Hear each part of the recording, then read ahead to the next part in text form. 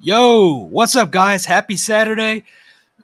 I do apologize. I am losing my voice. So welcome back to Diorama Talk. We got a great episode tonight. This is a pre-recorded episode with ThatGuysCustoms. We both had some stuff to do tonight. I've been at a convention all day. He's got to work. So this is going to be pre-recorded, the first one. But feel free, even though we're not here, the live, all you guys in the chat are here. That's what's most important. Have a great time. We'll be back next week with Foiled Customs, the Sunny channel. So again, I'm sorry about my throat, guys. But yeah, let's go ahead and get into it. Tonight, Diorama Talk, ThatGuysCustoms. Enjoy, guys. See you next Saturday.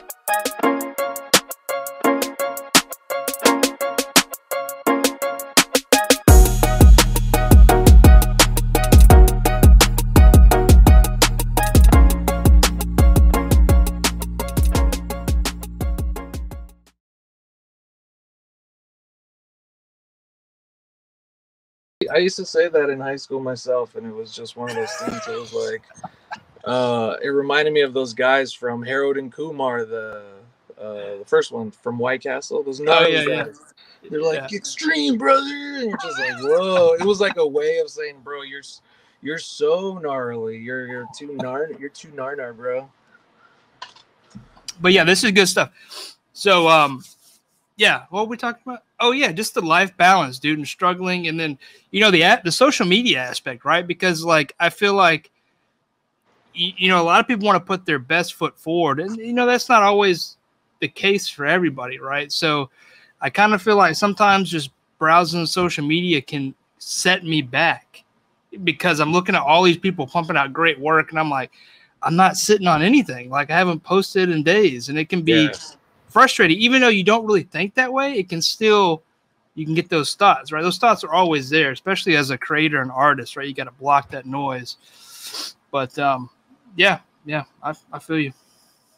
Yeah, the posting on social media, it's a lot sometimes, because it's like you said, you're seeing people post, and it's like, whoa, is that like, do I got something good? But also it's like, am I supposed to care that much? Because I got into this for the freedom and just building whatever, but also it's like, man, I gotta push a project. I gotta do something. I'm sitting here just, you can get caught up in the hype, man.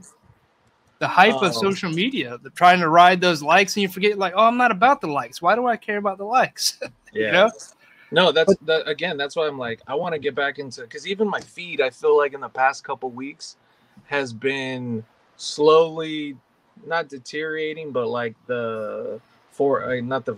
TikTok is For You page, or is it Instagram, whatever it is, but like the search, and you can just, the screen of everything. Before it used to be just nothing but toys, and I would be able to like call out people's pages, like, oh, that's so and so's, and now it's completely just the algorithm's off. I got to get back to like searching people that aren't on my feed, and it's just, I could imagine I'm not on really anyone's, because again, I'm not really posting anything. I'm not really like, I don't feel the oomph, I guess, to post, or maybe I just don't have anything. Yeah, I mean, Instagram is going to favor those that post because they're using their platform. They're, you know, those people are, you know, selling their platform for them.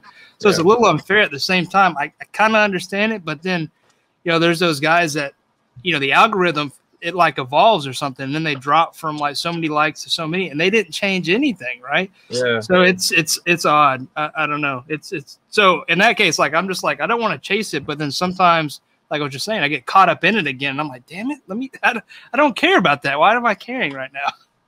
No, but and then also that it just makes me like, man, I got to post something, or else Instagram's gonna be like, this isn't you. This is right. Like, what's going on? Well, all of a sudden, like, I get afraid when I don't like enough pictures, or I start going through just like people's accounts, like, oh man, I haven't seen you in a while, and it's like, oh man, I've been on like 10 pages and hit like 10 likes. I'm really contemplating continuing because Instagram's gonna be like, that's too much for today, sir. You know, that's enough activity. And I see so many people. I mean, so many people's accounts are just like for too much activity. It's like, man, I'm trying to show love. I'm trying to interact. But it's like, I feel like if you don't do that, sometimes you have to slowly, gradually, like, I'm going to post more. Hey, I'm liking more. I'm just the fear of losing your page. Yeah, there's a lot of accounts that have been like suspended. And I'm like, I don't understand what for. Like, you know, for example, like Diorama Creators keeps getting for no reason, right? And all you guys are doing are supporting all the artists. It makes no sense. Vasco now it's like 3 or 4 times. He's out again. Vasco, Longshore Spike. I mean, there's probably a good 10 pages that are just constantly like. And I mean, I like Longshore Spike. He kind of makes it a joke to Instagram. It's like, hey guys, I'm gonna post on your platform. Don't do it. Don't kick me out now. I'm following rules. Like cross my T's and dotted my I's. But you know, it's its own living little being. It seems like once you get on the radar for some reason, like you don't get off the radar. Like once you're flagged one time, it's like then you start getting looked at more often. I don't know, but yeah, it sucks. I'm always wondering. Like I don't use a lot of hashtags anymore because of that, and I limit like what I say because of that. I don't know what it is. I don't want to get on it. you know? No, I'm right there with you. I'm just kind of like. Just sailing, nice little. Right. I feel like I'm in a nice little tugboat. Just not. I don't need to go fast. I don't need to go slow. I'm just moving. As long as the engine's running, I'm cool. You know. Right. I'll get there eventually. So let's get into it a little bit. I want to find out what you. So obviously, you know, we backstage. We're talking about this. You've had a big life change that's kind of impacted the work that you're doing with dioramas. You went from what? 3rd shift, you said, night shift basically, to now day shift. So I've been working at this hotel for about 6 years now, and I've been graveyard for almost 6 years, which was cool. You know, it was a good job. It is a good job, but I used it to my benefit. You know, especially during COVID. Oh man, there's a huge bee in here. Sorry. Especially during COVID, I was able to use the time that I had to really just kind of sit down and. What am I going to make? You know, most of the time on the overnight, I spend it researching buildings, stonework, kind of just looking at Google Maps, just abandoned places on what I really could look into and potentially replicate. And I mean, it was a great time. It felt like a movie montage. I came into work and it was just, I used to walk in with the sheets of foam. And everyone knows me at work is like, dude, that's Latoya. That's Adrian. He's making something tonight. Walking with full sheets of foam, and then eventually just come out with like them all sliced up, and then I'd go home and I'd carve them. So I mean, it was beneficial to have almost a production line of in a couple days. I was able to make maybe a dozen pillars, and that's really where I started those pillars. These bad boys right here. You know, it was just something that. I wanted to make that I could actually hone in, and you know, because making a dio, whether it's on the top of your head or someone sends you a picture, you got to take time. All right, how am I going to design this for the way that they want or the way that it works? Making those pillars, it was easy because I was able to just kind of sit down, and by day 2, I had a rhythm of like, all right, come in, I slice, I dice, I do all the major big cuts. And then I start building the base. Once the base is done, we start doing the brickwork. So it was cool. I got to really use my time efficiently and still get paid while creating some stuff. But yeah, that was almost 6 years, and about a month ago, I got transferred to the daytime finally, and I mean, it's just been the best. Money's good. I get to hang out with my wife and my kid more. I finally feel like, not that I wasn't there, but I guess mentally more there, because the time just kind of gets to you after a while. But you know, moving to the daytime was good because, like I said, the money was a lot better. The dial work kind of took a little bit of a back seat just because of just transitioning and wanting to make sure that I was there and I had my system, you know, for the family and everything. Because I mean, that's got to be number one at all times. And but yeah, slowly I'm starting to have days off now that I can really kind of just jump in the shop. But I haven't really pushed a new project yet. I have a few that I'm trying to really finish. But yeah, no, it's just been a trip. I haven't been on this time zone in a while. So yeah, there's some times that I'm still just kind of, the sun gets to me. I'm just kind of like, I stand there. I'm just like, oh, man, what's going on? I bet, man, your body gets used to that rhythm, right? Your circadian rhythm, whatever it's called. But yeah, well, you know, that's awesome. So that's obviously affected your flow with creativity, but you're getting back into it. Yeah, it's so the creativeness is still there, but now it's just like, oh man, I feel like I don't have time for it. Because I used to be able to, you know, like I said, go to work and be like, all right, I'm going to design this. I'm going to come home or even start slicing foam at work. But now it's just, I think I'm going to be a little more responsible with the time, or at least implement like a system. Like, all right, don't just start building, because I mean, I have about another 3 projects that are just ideas that I started and they're just there. It's a pile of half-made buildings that I'm like, all right, maybe one day I'll finish. Yeah, it's I think it's good for any artist to have some kind of discipline when it's creating stuff. As fun as it is to just say, fuck it, I'm going to start a project. You know, you kind of start realizing like, man, why am I not being productive? Well, it's because you don't finish what you started. So I think coming to the daytime and being on this side of time will be a little better. And I mean, hopefully I can get a system back in place and really start pushing some ideas. Or I want to get into a scrap foam challenge again. I want to just kind of burn some foam that I have, and you know, just kind of push myself to do something out of the ordinary. You gonna try to open that up to folks on IG? Oh yeah, for sure. That'd be dope. I just want to be able to be like, all right, I'm settled. You know, not just, I don't want to like half-ass it. I want to be able to commit and, you know, really pump up if it's a challenge, and, you know, really get everyone into it. And not just be like, yeah, we're doing it, and just come up with some basic stuff. Yeah. But, that'd be cool. Yeah, so it's a good time. I was going to say, Just Jay, or Jay's Black Suit Spider-Man reveal had your diorama in the background. Dude, how'd that make you feel? That's pretty dope. Jay, honestly, the first day that I saw Jay's first YouTube video that premiered my dial, that was I mean, it was a huge, just damn, it's a great film. For some people to really enjoy your art, or really enjoy something that you create, to the point that you get to see it on a live video stream, whether it's just in the background, it's like, it's something that really kind of hit home with me, that I mean, I still one day would love to do that for a full-time job. You know, like I think we spoke about this before, like get on a set, build something, and just kind of, you know, just stand there. It's like when I work construction, it was like, when you build something, you don't necessarily need your name on it, but you know you did it. You can walk by it every day and just look at it and be like, I had a part in that. So it's really cool to see that. And I mean, he's been nothing but just, I mean, Jay's such a fucking stand-up guy and such a great supporter of the community, what he does for the videos, reveals, and just showing love to everybody. Yeah, he always gives credit when credit is due, and that's much appreciated. So No, and not just him, but I mean a lot of I mean there's so many people that do videos like that that will just show their, I mean, like look what we're doing right now. You Diorama Talk is you're showcasing people's work.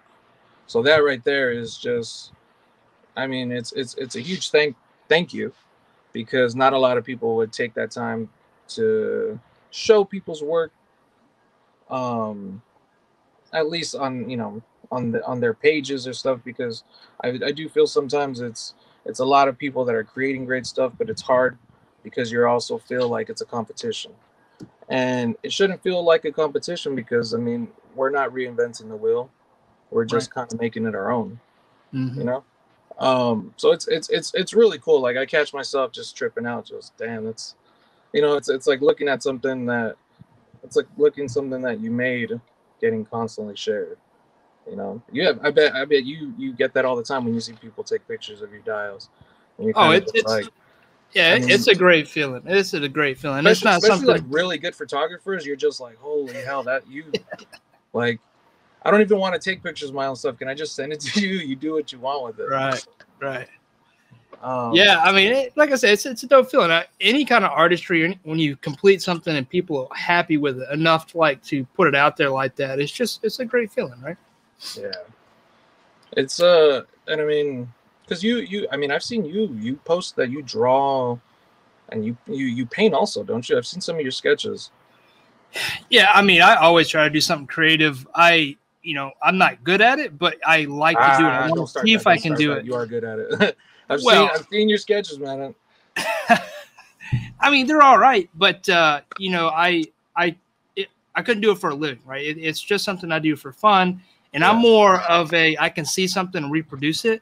I'll have aha moments, and most of the time, like I can't creatively just come up with something out of the blue or a mashup of something. So what you were saying earlier, we're not reinventing the wheel, right? We're just doing something a little bit different that somebody did before us, right? Yeah. So, and sometimes we get caught up in almost competition. I think it's human nature almost to be in that competitive mind state. And for some people, that's what progresses them forward or pushes them forward. Yeah. I get in that mind state sometimes. Like I have an idea and I'll see someone post it and I'm like, well, I'm not doing that now. And I forget, like, you can't think that way, right? I want to be about the community, and I struggle with it, and I have to reel myself back in just to be open about it. But, you know, it can be tough to see something you're working on silently, and then someone just posts it, and you're like, well, you know, they're the first person to do that, or you think it is, right? And you get less motivated about it. But again, I think that's human nature. I think we just have to kind of steer away from it. Maybe not human nature. Maybe we just grew up thinking that way, because you know the 90s in that era was a little bit different, right? You know, it's just thinking about the things we've seen in the past 20 years, you know, how the community's gotten tighter, how things have come to life that people are scared of, and you know they bully it or whatever. You know, it's just the way of thinking now is so different. Like the way our kids, you got kids, right? Same here. Yeah. Like the community they're going to grow up in is going to be so different, and like we're going to be like, you know, it was nothing like that when our generation was around. So it's just things that, you know, as we age, like I feel like I just got to kind of change my mindset a little bit, because I want to go with the flow. I don't want to be against it, even though sometimes I come off like I am.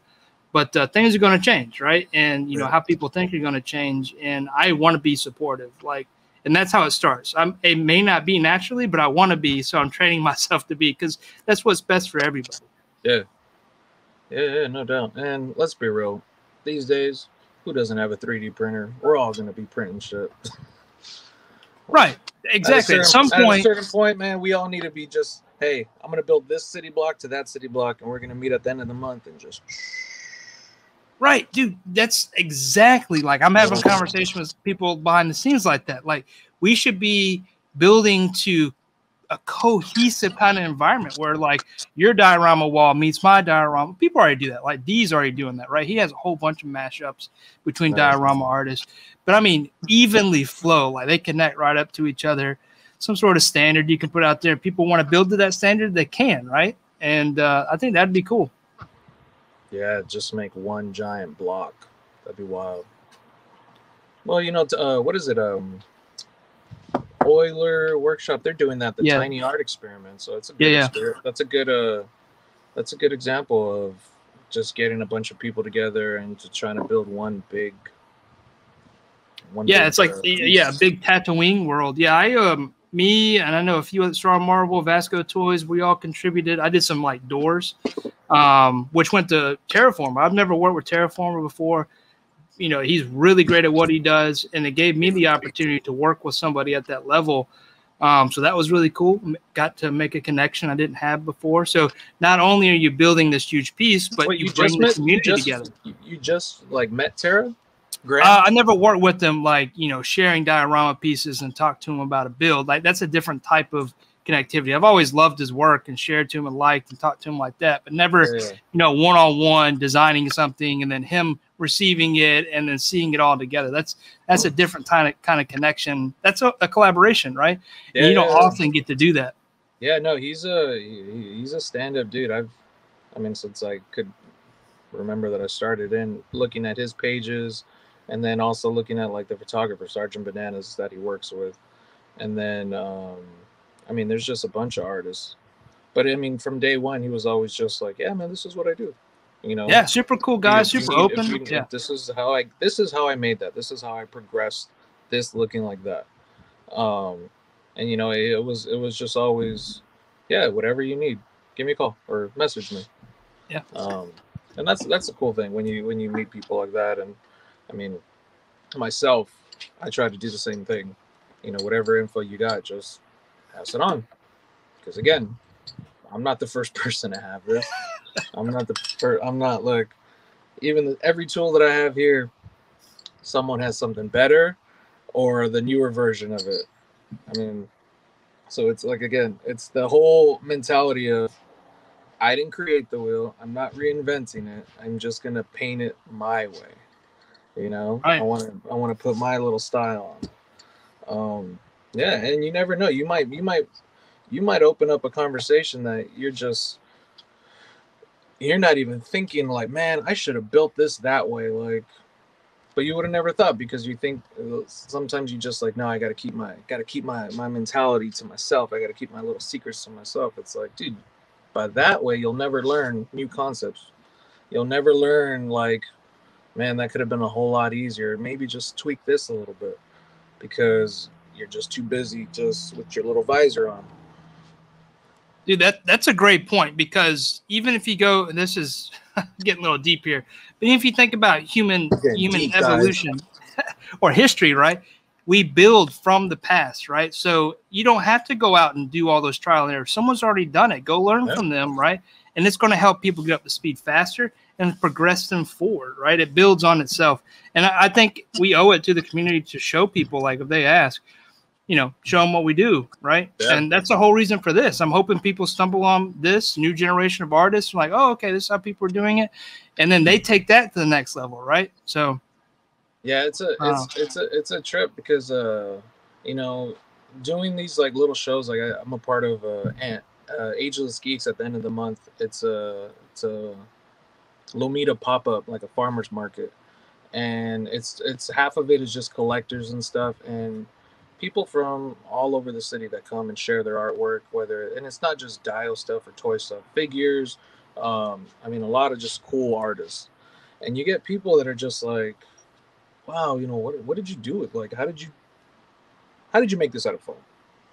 And it's like, little kids like, how do I do this? It's like, dude, right. It's just get dad to get you an X-Acto knife, have him watch you, but you can do all this with pencils.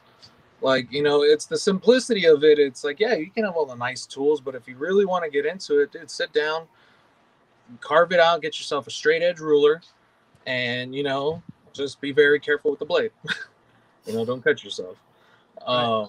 And that's the cool thing, just telling people, it's like, if you really want to get into it, anyone can. Just look at something, reference a picture, you know, and just start breaking foam. Good thing is it's pretty cheap. Thank God the price of foam hasn't gone up like lumber did. Oh, right. It was a bit hard to find at certain points, but I mean, thank God you could just order I mean, at one point I just ordered the case of it. It was like 80 sheets. And I'm finally down to like my last 2 pieces. It was the best investment. They delivered to your house, and I think you save. I saved I think like $10 to $12 on total. So it was like $1 or something on each sheet. Then you know you're gonna put it to use. Or not even $1. I think it was like 10, 20 cents. But still, yeah, it's all gonna. It's like wholesale. You just buy it because you know it's gonna sit there and you're gonna slowly chip away at it, and then 3 months later you're like, oh, I'm out of foam. Yeah, because I hate going to buy sheets of foam because it does take up a lot of space. Also, like when it sits there on the rack forever, it gets bows in it, especially like the 4x4 pieces. I try to use the 1/2 inch stuff these days, but yeah, it's you know, just you don't realize you're out. I'd just rather buy in bulk, but they don't offer that around here. Yeah, no, it's Home Depot. They were able to fulfill a few orders. I've ordered it twice in the past like year and a half. So I mean, even that, a year and a half of some foam like that, I think it was like 80, 85 sheets. It was super convenient. Definitely you need a space for it because it does come in a pretty big box. But yeah, I definitely want to get in more. I want to get the 1/2 inch foam. That's hard to get around here. All we have is the inch, and it's the same thing like you said. If it's not sitting in flat, man, that thing starts warping, and next thing you know, you got like 4 or 5 sheets that you're just kind of like, what am I gonna do? You waste half of it, right? Yeah. But, no, have you successfully ever bent it back? No, dude. I've put weights on. I had some free weights at one point in here, and I put 1/2 inch plywood I had cut with the weights on top. I think I had 35 pounds of weight. Let it sit for a week, and it still didn't bow back. I know. I got a piece out. It was an old piece that I brought from work that I was just like working on. I was like, all right, it's sad. I think my problem is I left it in the car for like an extra day, and it has this beautiful and it's beautiful bricks. It was all done. The doorway's cut, and the wall just looks like. But I mean, hey, take care of your foam, guys. Yeah, maybe some heat or something like that. But yeah, you're right. Yeah, the foam does bend, so keep it flat. I was thinking the last week it's been super hot here. I put it out in just the driveway. Same thing. Just let it sit and bake for a while, upside up, so the curve was up, and then maybe about an hour. Same thing. Put a piece of plywood and like a 25-pound weight on both sides, thinking it would kind of mush it. Man, I puffed that thing up and it went. I came right back to it. But I think I'll turn that into like some kind of broken house or something, or break it and the Hulk just smashed through the dial. Well, let's talk about dials. And before we do, I missed a section. I have to go chop this back up. But so for those that don't know That Guy Customs, and if you don't know him, you're doing something wrong with your life, make sure you go follow him on Instagram. Give us the elevator speech, a 30-second pitch, who you are, what you do. Adrian from That Guy's Customs. I make miniature dioramas, miniature displays. My forte, I guess, would say cityscapes and ruins. I love the forgiveness on them both. It's a good way to start if you are going to get into it. The brickwork can be a little difficult, but graffiti and stonework, because either way you can destroy it and it'll look even better. And if you don't like it, paint over it. I know that's not 30 seconds, but hey, I didn't know what else to say. You caught me off guard. You sold me. I'm sold. I think that's like 4 or 5, but I'm sold. But yeah, no, I fell into this hobby, and it was probably one of the coolest things. Always been an artist, but this was just a different medium for me, and to make little graffiti walls or just little cityscapes of whatever, it was just really, it was a godsend. Besides your style, I think your graffiti work really helps your pieces stand out, and you're really, really great at it. Do you have a history with graffiti, like in real scale, or? I've done graffiti before. Never really I was never like a diehard graffiti artist, but I always loved it. I always loved the culture. I was never one afraid to get up on a wall or get up on a train and do all that. But when I started getting older, it started getting a little harder, and it was just one of those. I had my last lucky escapes, and it was just kind of like, all right, I'm gonna hang out for a bit. I transitioned to like canvases and couple buddies, we just started doing like plywoods in the backyard. So I will always paint on whatever I can. It's now I don't have to really fight on a wall or fight someone for a wall, you know, for the best spot. And I don't want to put myself in that position. Now you make your own walls. Yeah, exactly. And it was I don't know. There's just something about graffiti that I love, like the messiness of it. Because I mean, I love a beautiful mural, but I also love the intricate of. There's probably been thousands of people that have stopped on this door. Like New York City doors is a great example. The Instagram page and just them in general. They have just this dirtiness, this griminess to it, and it's everything from stickers to to cans, to stenciling, to just wheat pasting. I don't know. There's just something about it. And I mean, I'm born and raised in LA, so I got a pretty decent graffiti scene out here, and I follow a few artists. Yeah, I don't know. It's just something about it. I've always drawn. I've always liked the concept of I want people to see my stuff. You know, that guerrilla marketing of I'm gonna put this here, and someone's gonna be like, "Oh, that's kind of cool. What's that?" You know. But again, it's frowned upon. Frowned upon, unless you get permission. And I mean that's cool too. But there was just nothing like climbing up on a wall 2 a.m. just getting a quick little. Dude, I've seen some like overpass. I'm like, how did they get a tag there? It's like those are called the what are they called? Oh my god, there's specific. I've heard people call them the ghost, not ghost, the angel. What are the angel hits or something like that? Right. But yeah, it's just one of those. You think these guys are professional climbers, and you know what? I've seen some dudes with some pretty good Jimmy rigs that they're actually getting suspended up. Because yeah, man, it's like I'm a big guy. Like I said, at a certain point, I was like, I'm not fucking climbing up there. There's no way.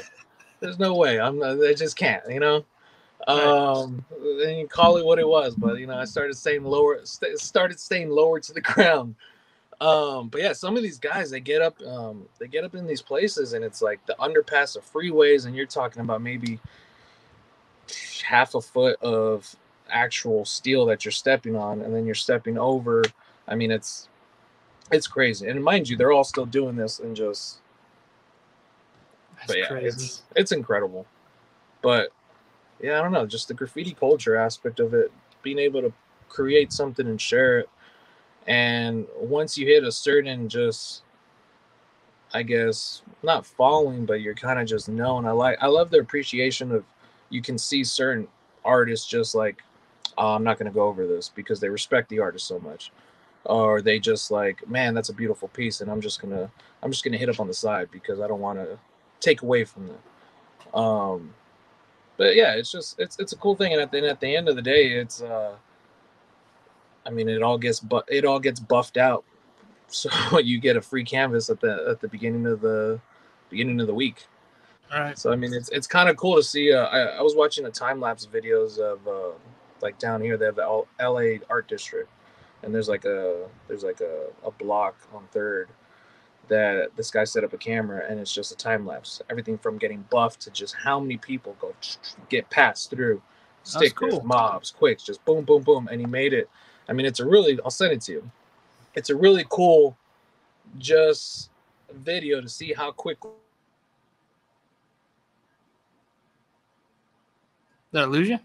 Over. It's brand new. I bought it, man, within 6 hours, it's covered. Yeah, send me that. That's I love time lapse for one, but that kind of stuff is probably so cool because it looks like it's living almost, right? I guess it is living. Yeah. Right? I saw one. I think it was in Eastern Ukraine. You see all these guys just getting a train, and they're just kind of,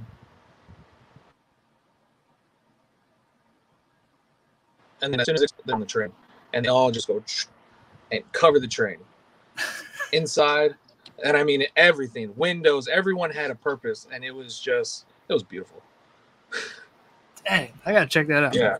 Yeah, it's I get lost in those videos, and it's just, I don't know, it's just so freeing to just kind of like, paint something, paint the world, man. No walls. Right. Like, well, and then, you know, creativity is really freeing, right? Because mm-hmm. especially if it's not a commission, I guess there's some, you know, boundaries. But when you're making, like, you know, you were talking about your pillars back there, it's all your game, right? It's all your imagination. Like, there's no rules except what you make them, which that means you're in control.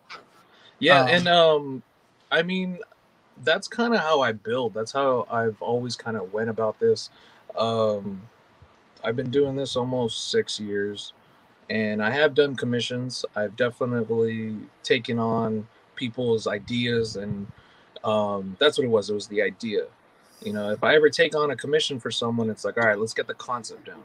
Whether you send me an actual, hey, I want this building, and they'll send me a 360 of it. I want that. Okay, cool. I'll build you that, but you got to let me put my little part on it. Whether it's a little tag here and there or a little mural, it's, I don't know. It's cool to be able to have that freedom to kind of build what you want and how you want it to be built.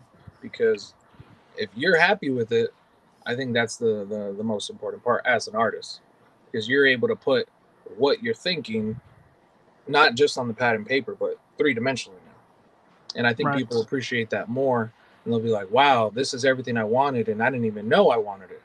Right. You know, because, you know, it's you as an artist, and especially as a dial maker, you can kind of anticipate, like, yeah, I think people are really going to dig this. Why? Because the figures that we're getting now, they're magnetized on the bottom, so maybe I can add a metal strip here. So he's I think Marvelous Nick does that. He put a metal strip on some of his buildings, so his Spiderman can just kind of freely stick. Oh yeah, the Mifex. Yeah. So it's just stuff like that, thinking kind of outside the box, but also anticipating what you could potentially do to make your dials and also your customers that much more happier.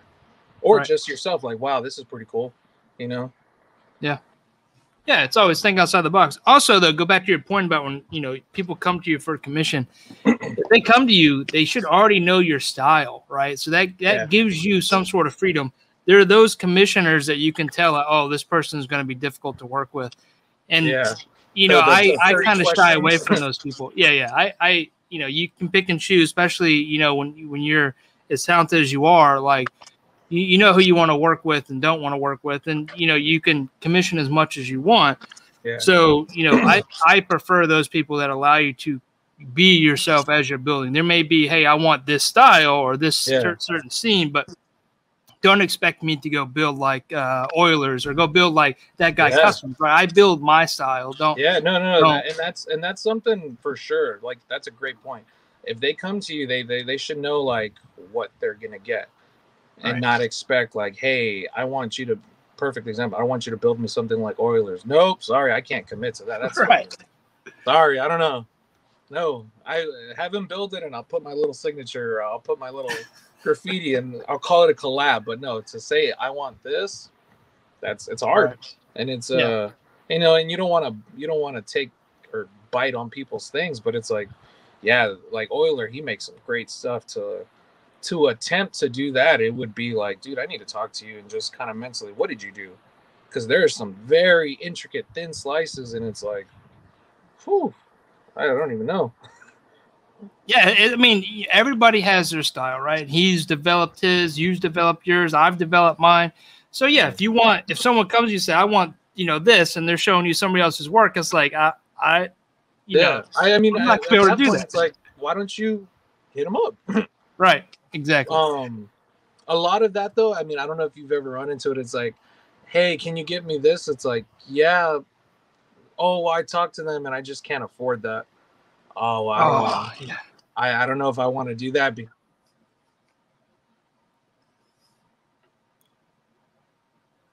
Silent. You blacked out for a second there. But, you know. Oh no. What I was saying is, when they they say, I want this made from another artist, but I want you to make it, because I already asked their quote, and they're just like, oh, dude, I can't shopping around. That's not the way it works with the artistry. And because, you know, it's funny, I don't think they sometimes realize, like, a lot of us talk to each other, right? You know, it's a lot of hey dude, I can't do this, but I got someone asking for this build. Do you want it? I'll send him right your way. And it's like, oh yeah, I spoke to him already, and I don't think I'm gonna follow up to that. But yeah, no, thank you. Trial and error. I mean, we've all been through it. Right. How many years you got building dials now, Mike? Just like 2.5. Did you hear really? that? I feel like you've been doing it longer. No, I think my first out. like true build was like in June or maybe May of 2019. That's 2 years, right? I mean, I've always been building, right? I've always been either like building cosplay or using some sort of tool. And, you know, I probably talked about this before. Like, it just made sense to build dioramas because I've always put things together, build things with my hands. Like, you know that I'm into art, been drawing forever. But I just learned how to do it like in 2019, and it's just started snowballing. Every build, like I try to take it to the next level. I hope I'm getting better. But or you see someone from the community do something, you ask them, they tell you, like, oh, why didn't I think of that? And it changes how you would approach the next project. So I think the community is the biggest thing to help me, you know, get up to speed pretty quick. And that's why I want to keep pushing it, man. If, you know, we can change in 2 years, imagine 5 years, 10 years, you know, I can only imagine what we will be building, call it in 5 years. Right. You know what I mean? It's craziness, right? I mean, the amount of talent, just the overall wealth of talent that's in this community right now is jaw dropping, right? It's amazing. And, it can be overwhelming at times, but it's crazy. Figures that are coming out too, like what is it? Right. Mythic Legions, the Cosmic Legions. Ridiculous. That's just gonna push so much creativity in like the sci-fi era. Like, I mean, Crashbox Customs. I mean, they're doing a great build. What is it? It's like a jail cell. Yeah. Apparently for Cosmic, like it's all about, you know, a prison or like a jail scene in space. So at least this first book or whatever. So, but yeah, dude, I saw some of this stuff today, and not to talk about him during your stream, but some of the stuff like the laser looks like he does across the acrylic and stuff. The bar. That's so awesome. Yeah. It's so cool. Yeah, no, it's stuff like that you're just like, oh man, I gotta get in the shop. I gotta do something. Oh, you're just sitting there like idle hands, like you get hungry. Yeah. Turn everything on, babe. I'll be back. Put the kid on Blue's Clues. I'll be back in the shop. Hey, but shout out to all the wives and all the wives that support us in this. Oh hell yeah, dude! Because like, shout out to all the wives. There you go. Shout out to all the wives. This is baby mama girls that tolerate us. Right, because like, you know, with artistry, we just don't walk in the shop and it turns on, right? It's like an aha moment. You're like, oh, I can go do this, right? Sometimes you can't just turn it off and on unless you built the trigger. But so there's those weird times you're like, I want to get out to the shop right now, and here you go. You know. So it's crazy. Yeah, I tell my wife that all the time. Like, she's like, oh, you know, I'm gonna go work in the shop. An hour and a half later, she's like, oh, cool, what'd you do? I was like, absolutely nothing. I moved stuff around, and I was just waiting for that. It was processing, but I was just like, all right, what's gonna do? How am I gonna just start, or what? I was like, it's a lot of just, you can't just pick up and go. And sometimes you can, don't get me wrong. There's been instances that you can definitely just knock it out. I've seen projects like, I think it was a couple months back, maybe almost a year ago. I mean, Mario 796 always does that. He just will be, we're starting to build, week build, 2-day build, 24-hour build, whatever it is. And it just puts you in that like, all right, I'm going to do it. Fuck it. Babe, I'm going to put everything on hold. And you can see yourself kind of, wow, this is totally attainable. I can build a dial very intricately. Whether it's just the facade or the ABC side. But it definitely, you know, it pushes you, it motivates you to kind of like, oh, what am I capable of? So right. Especially if you get in that zone. Shout out to all the people that push you. Yeah. Yeah, you find that zone and you get that motivation, you could, yeah. You get cranking. What's something that you're gonna build or you potentially want to build in the next, call it, month? Oh shit. So Yeah. I'm Something stuck that's on sitting on your, something that's sitting just like, are you sitting on something that you're just like, man, I hope I can pull this off?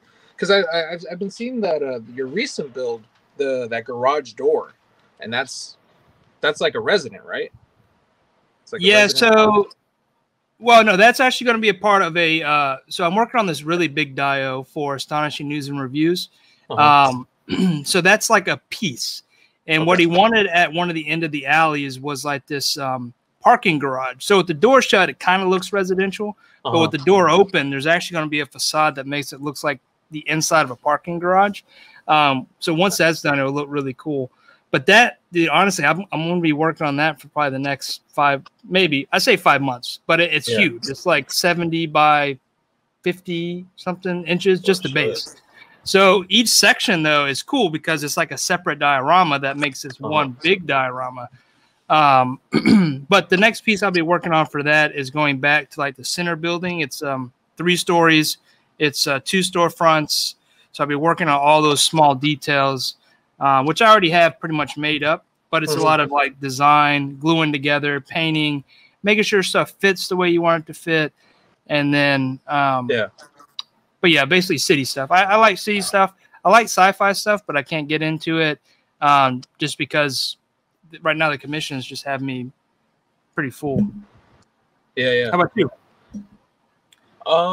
I secretly want to do sci-fi. Like, I've yet to build any type of sci-fi, and I mean not just not like just aliens, but even like Star Wars.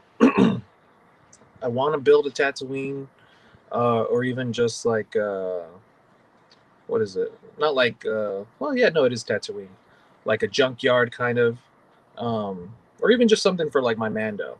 You know, I got a lot of Star Wars figures, and I just never really jumped into that because again, I keep finding myself, what else can I paint?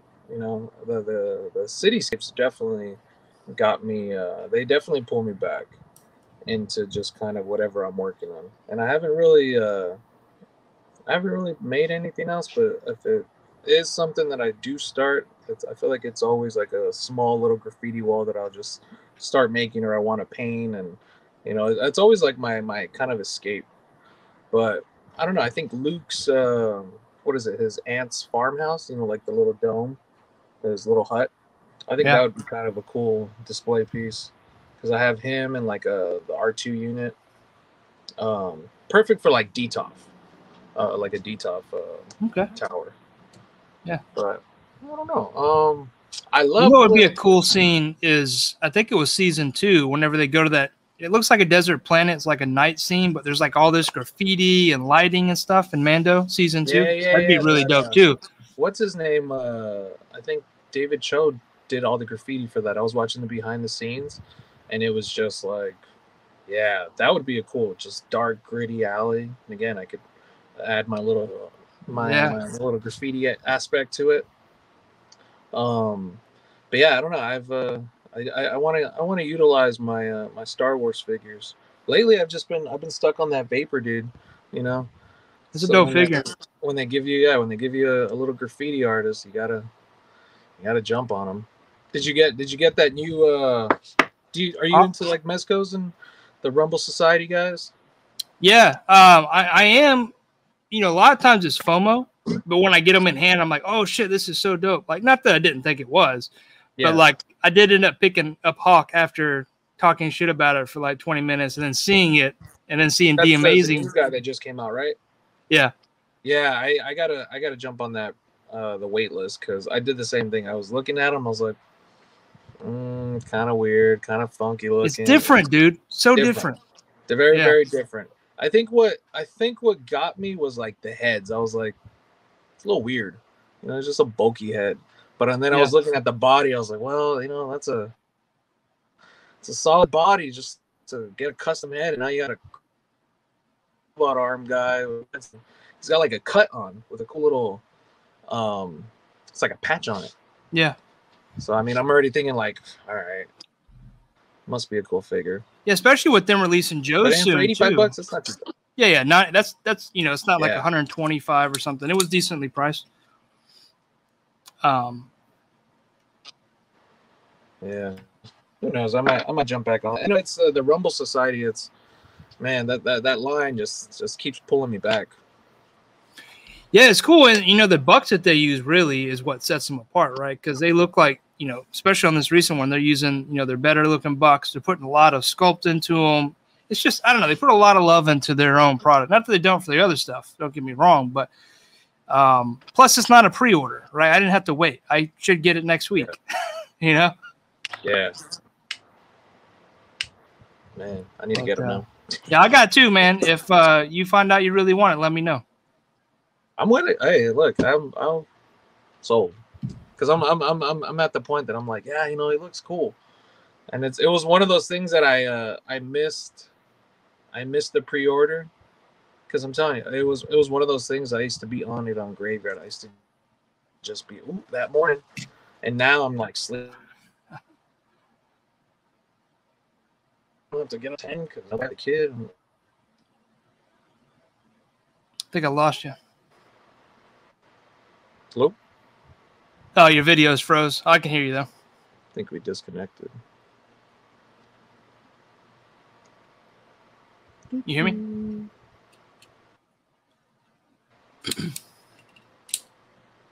Yo. Yeah. Yeah, I hear you now. I think it froze up a bit. You hear me? Yeah. Okay. But yeah, I got an extra one. If you want it, it's yours as soon as I get it. Hell yeah, I'm with it. Yeah, man, it's a lot of cool figures coming out.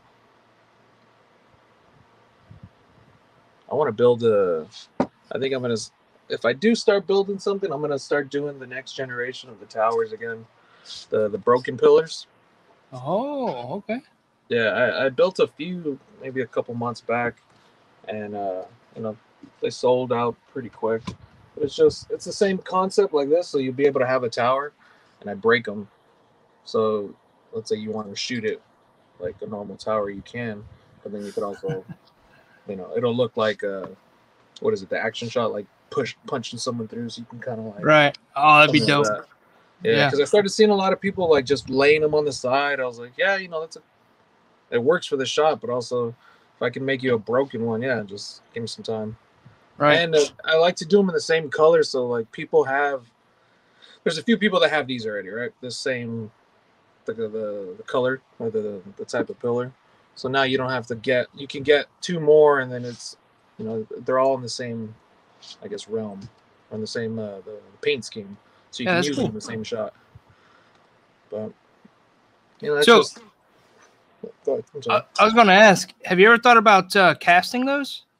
You know what? I was just talking to my wife about that. Yeah, I have a few that I'm not selling just because I know those are like the best ones that I made, and I do want to potentially cast them because that would be a whole lot easier just for the production wise. Dude, I just saw. Yeah, I saw. You casted the whole that whole little city sidewalk, right? Yeah, I mean, up front it's kind of expensive, but once you have the mold made, it cuts your time down so much. And like for those, you could cast those in plaster and then break them, and they look like real broken blocks. Yeah, that's what that's like. We'll scrub this part so the secret's not out. But yeah. You know, that's interesting because that's like what Terraformer does with his barriers. Oh, is it? Okay. Yeah. So like his first barriers, they were. They're all broken up. Yeah. So I mean, that was really the intent for it, because he sells perfect ones, but I also, you know, I like the fact that you can destroy stuff because it gives people the. I mean, everyone wants that action shot or like a cool little prop or just little stuff that they can really utilize. All these cool superheroes or villains that superhero landings or whatever it is. Like, what's his name? I see Can Beans.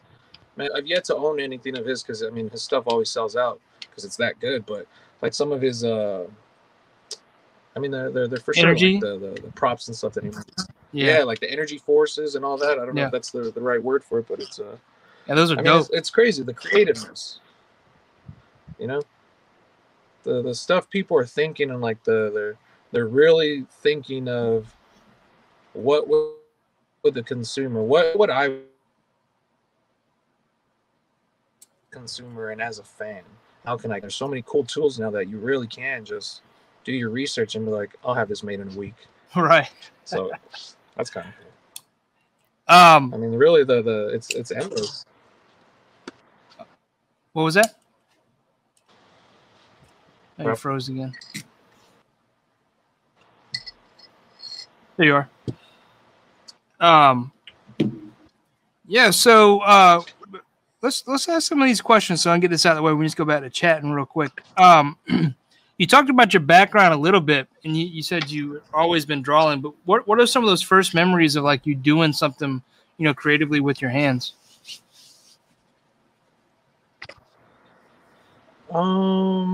Creatively with my hands.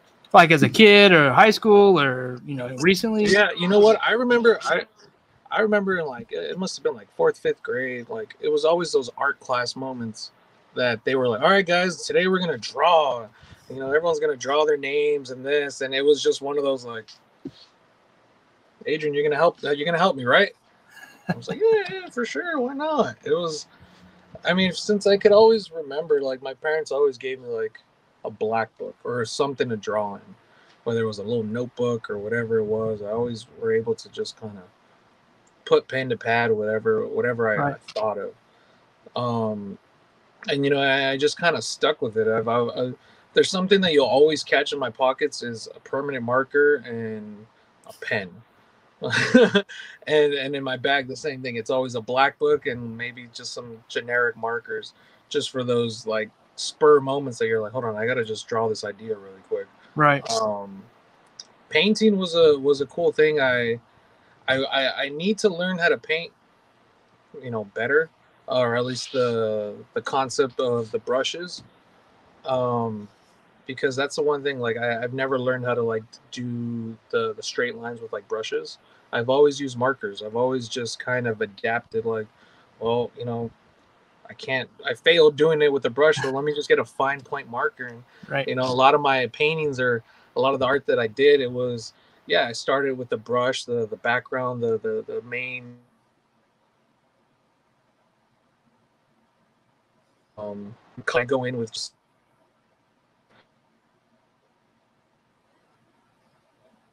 lost you again. able just to have more control because I learned just drawing with pen and paper.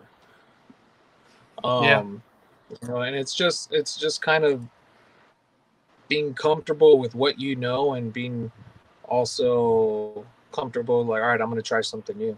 I mean, I've been doing this for a while. Like, I don't even have an airbrush machine. I just don't. I want to. I just never really invested one. You know, I could imagine the stuff that I would be able to do with it, but you know, it's just one of those things. Within time, it'll happen. Yeah, so I started having problems with my camera overheating in 4K. Oh shit! It said, "Not today, mister." Yeah, unfortunately. 1 second. Yeah, no worries. Hold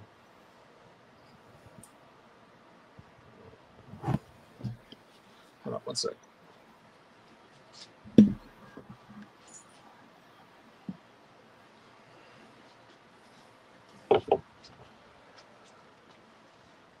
But yeah, I don't know. It's the freedom to create something on a pad of paper was always kind of cool. Just the freedom to express yourself, and then this like hobby too. You know, being able to see a building or you know just kind of any simple display and wanting to replicate it. having the freedom to do that, or just kind of like the guts to say, fuck it, I'm gonna do it. It's kind of cool. Yeah, and then the guts to post it, right? I think that's a big topic, because like I am under an alias. You're under an alias too. Whether I don't know what your reasons are, but mine is because I was scared to post this myself. So like High School Creations? Yeah, I mean, mine, it was an alias. Well, it was, but it wasn't. Like my original account was I'm That Guy, and it was just one of those things that was like, I'm the guy. I was the guy in high school that like, what do you need? I'm the guy. And then it kind of transitioned. My buddy Nightwing, when I first got into this, he bought a ruin for me, and it was just like the same thing. I was buying figures from him, and then we were doing like toy shoots and just kind of hanging out. And he had bought a piece and he posted it, and it was like, dude, everyone's like, oh, where'd you get that? Yo, hit up that guy. And it was just kind of like, That Guy's Customs. There you go. And it just became a thing, and I was like, yeah, that works. But yeah, no, I know what you mean. Like I mean, at this point, I'm just like, this is what I do. Right. Yeah. I wear that. I wear it like, yeah.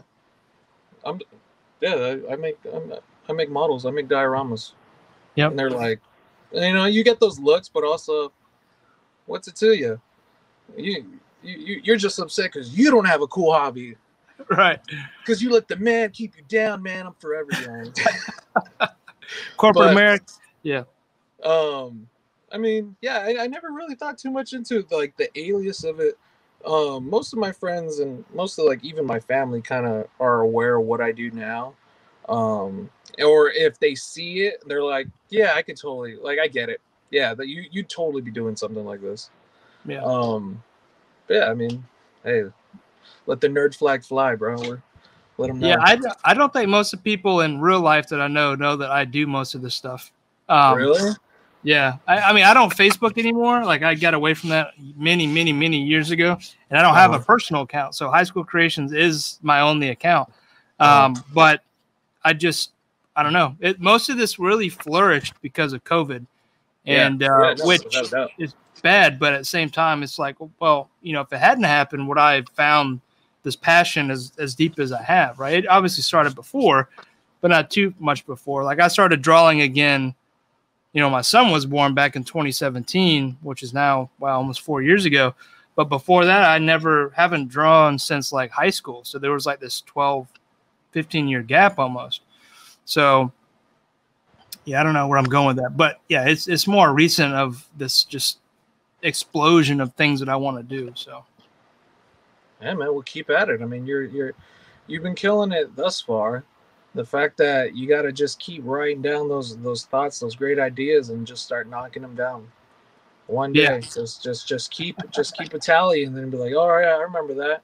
And now that I'm gonna start this idea, you already might be on a different mindset than you were at that moment. So you could actually pull the trigger on that idea, make it happen, and maybe even make it even better than what you would have thought of at that time. Right. Because our skill set changes, it evolves, right? So, there's definitely some ideas that I'm holding on because I don't feel like at certain points I've had enough or know exactly how I want to do it. Like you probably do the same thing. Like you mentally map out how you would build something, or if you see it on the side of the road, you're like, oh, I could build it this way. Like you start thinking about it, right? There's some things I don't see how I can make that. But then later on, I may stumble on a way to do it and be like, oh, now I want to tackle that. Yeah, it's definitely interesting because I feel like we look at stuff now, like you said, it's just you look at it like, oh wow, it's beautiful architect. Like, how many pieces of foam would that take, and what angle is that? You're just kind of like, that's about 4 sheets. That's about 4 sheets and about 2 hour hand cramp doing bricks. Like, I could do that. Oh, brickwork, love-hate relationship. It's a thing, but it's almost like a rite of passage. You want to get into it? I'm like, tell everyone, like, yeah, go do some bricks. Go do some bricks. If you can knock out bricks, you're in the right place because there's planning, there's patience that's involved, right? And because because you can easily see like when someone puts up brickwork and you see like random like what they try to cover up is like debris, but you're like, oh, I know what that is. That's a slip of your blade or a slip of the pen trying to press your brick lines. Yeah. But other people don't see that because they don't make it, right? Yeah, no, and that's the thing too. It's like that's a really good point because it's like I've been there too, where it slides or you get that line in between. It's like, oh fuck, all right, no, that's a crack. That's a crack. Yeah. Look, now I'm gonna commit to it. I'm gonna carve it all the way up. Hey, a lot of times you just you gotta figure your way out, right? How can I fix this without starting all the way over?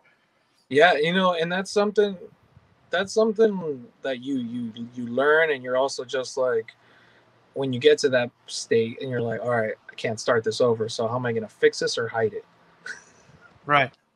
Yeah. And that's a cool thing too because you definitely, it's all a learning process. And at the end of the day, it puts yourself. I've had a good couple laughs when I'm just like, you ever start brickwork and you're like, oh yeah, it's gonna connect right here, right? And then you start the pattern, and it's like this doesn't match up at all. Yeah, definitely. All right, this is gonna join a different way. Yeah, and it's just like, well, but you gotta just keep pushing through, flip it around, or maybe add some piping to it. Hide the. I try to do that when if I have two pieces together. Like, do you magnetize a lot of your walls? Yeah, most of them just make shipping easier, and I think it's like a standard now. Yeah. Like for the joists, like anytime any of the walls connect, like I try to hide the pipe, or I try to hide those lines. With some type of piping or just some kind of like, to give it a little more realism. So you're not so you don't necessarily see where the foam ends, like the walls. Mm-hmm. But yeah, definitely that's something that's like, I think it determines on each build. And sometimes when you realize like, oh, how can I hide that? Like, fuck, I can't. Right. Yeah. Some are, especially like, on bigger pieces, it's like on pavement. If you're doing like a big, slab of, street, there's no way to hide that line. So it's either, that's just a fault line in the concrete or, whatever. But yeah, again, most of the time our dioramas end up in the background anyway. And those hard details we work so hard to put into the piece are blurred out anyway. So it's like, okay. That's a good point too. Like even on the floor, like a lot of flooring or like the sidewalks and stuff, you definitely find yourself like, no, I got to put all the detail, the kitty litter or whatever it is for the debris, the watermarks, because it's ground. It's supposed to be dirty, and then all they're shooting is from the knee up. Yeah, I mean, a lot of that's just for us other diorama makers because we all other people's work. Yeah. Real life, like the toy photographer probably doesn't care because he's never gonna. At first, he does, but when he's taking the pictures, that's not what he's trying to get in the shot, Yeah. And then the people looking at his pictures never see that shit. So it's just like it's our internal, like, we're just trying to make our shit look better. That's fine because at the end of the day, we're still just like, you see my stuff, right? You see what I did there? See that? Yeah. See that in the background? Hey. That shit took me 3 months to figure out. Yeah, took me 3 months, and you're sitting there like, yes, they love it. It's a completely humbling feeling though. Just to see your work out there. And again, shout out to all the photographers because man, I'm trying to learn that camera. But whew. Yeah, it's crazy. I've been shooting like with a DSLR for 6-7 years. I just recently upgraded from my previous one, and I still don't really shoot too well. And it's like I got to sit down at some point and just like stop and learn because that's why I got into this hobby. Actually, you were talking about Sergeant Bananas earlier, that Tested episode where he was doing stuff with the Wolverine, and that's what really that aha moment was like, oh, I can make those things. And I have those action figures. It's like, and I love shooting. I was shooting like outdoor and stuff like that. And I was like, I love shooting, I'm not good at it, but I love shooting, photos. Yeah. So setting up the scene, I think that's like the coolest thing. We're trying to set something up with a couple of the guys locally right here. Maybe in like the up and coming weeks, just meet up at a park, bring a dial, and just kind of everyone, I'm going to shoot this, like, the whole setup. Like, You know, you end up doing like 30, 40 minutes because you're like, all right, concept there, now the posing, and then putting it all there, and then it's fun. And you know, and just hanging out doing that, you forget that because you're also just like, man, how can I create my next dial, or how can I create the next scene? You know, you lose focus of like, you know what, I need to use the dial that I just built for, you know, because I do that a lot too. You forget that, like, yeah, I need to keep this for a while and I need to shoot it because that's what I got into this for. You know, and it's hard too because it's at the end of a dial, you're also just like, get away from me, I'm done. I'm done with you. Get out of here. Go, boy. Go to your new home. Yeah, go to your new home. I said get. Yeah, that's interesting. Like you were talking about the meetups. That's one thing I've never got to do is really meet up with. You know, I've done it I've done it once. I met up with like the folks from the Infinity Equation down at one of the local cons. But since I've been in this hobby and so close to the community, I've not met people in real life. I started to find people that are local. Like there's Mike Hampsey, he's another diorama maker. Pancheesy's local. I did not know that. He's over in the town right next to me. So I'm hoping soon to be able to meet up with some of these folks and start getting out there in the community physically, right? Not just over virtually. So that'd be exciting. Yeah, because I mean it's definitely a cool thing. Because like again, at the end of the month we do that. It's like a pop-up show, and it's just for collectors. I mean, we share it with the farmers market. But yeah, you see people just bringing figures, retros, everything from like mezcos to everything. People doing props, 3D prints, and it's one Sunday of just everyone kind of nerding out. That's cool. Yeah, and it's you know, everyone just kind of, it's a buy sell trade, so you're always leaving and going with something cool. And that was something that like I made it a point to stick with also because, again, having that one day a month or having that just output of I'm gonna hang out with my buddies, I'm gonna hang out, you know, this is just, and it's, you know, it's not just us, it's like it's a family environment. Like our kids are always there and our kids are hanging out with each other while the dads are nerding out, and you know, it's just really cool. And I mean, luckily, I mean, where I'm surrounded by a few local people that I can kind of hang out with here and there when we get a chance to. But yeah, I mean, I think that'd be kind of cool just to start getting little pockets of people. I know, what is it, Derek 13th? A lot of the guys that do the horror, what's his, hold on, let me look it up. There's a couple guys on Instagram that they meet up and they do a lot of like Friday the 13th. So Derek the 13th and the J Boys 13. So they actually have a cool page. They meet up, and I'm not sure exactly where the Friday the 13th movies were filmed, but it seems like every year they like meet up and they go to the camps together, and it's like a full on thing. They take toys, they do shoots, and it's that right there is something that would be super cool to join, or you know, just kind of build something off that. Yeah. So when you were talking about that meetup, I was like, man, how could I pull something like that off in my local? Because you know, we're all about community building, right? That's why the show's here. That's why it's what you do with diorama creators. It'd be cool just to, you know, start building, like you said, pockets of those communities, right? Even if you do like a build night. I mean, you said you got like local builders near you. It's like, hey guys, you guys want to come through and just kind of like bring a piece of foam in, and we're gonna just hang out and build something.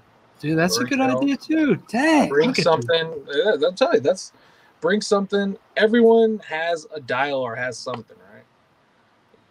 Something that you may potentially not have. If you get 3 buddies together, like what we do here is we go to like the park. I'll bring one dial. He'll bring something else. I've never used his. He's never used mine. So everyone just kind of swaps it. You take your pictures, and it's like you get to hang out, do your thing, and it's outsourcing stuff you don't have with buddies that, you know, you can. It's like goes back to what we were talking about. It's like, you know, yeah, working with people, it's like each building a part of the dial that is automatically going to just sink in, and that you can swap and trade, and you know, they're all just, it's like mezco pieces. It's like mezco figures. They're all interchangeable. Right. for the most part. Yeah, no, that's a great idea. Like props, right? Props are interchangeable. Why can't diorama pieces or diorama walls, floors, whatever be the same way? Yeah, that's a great idea. It would. I mean, I think you would just need to have like a.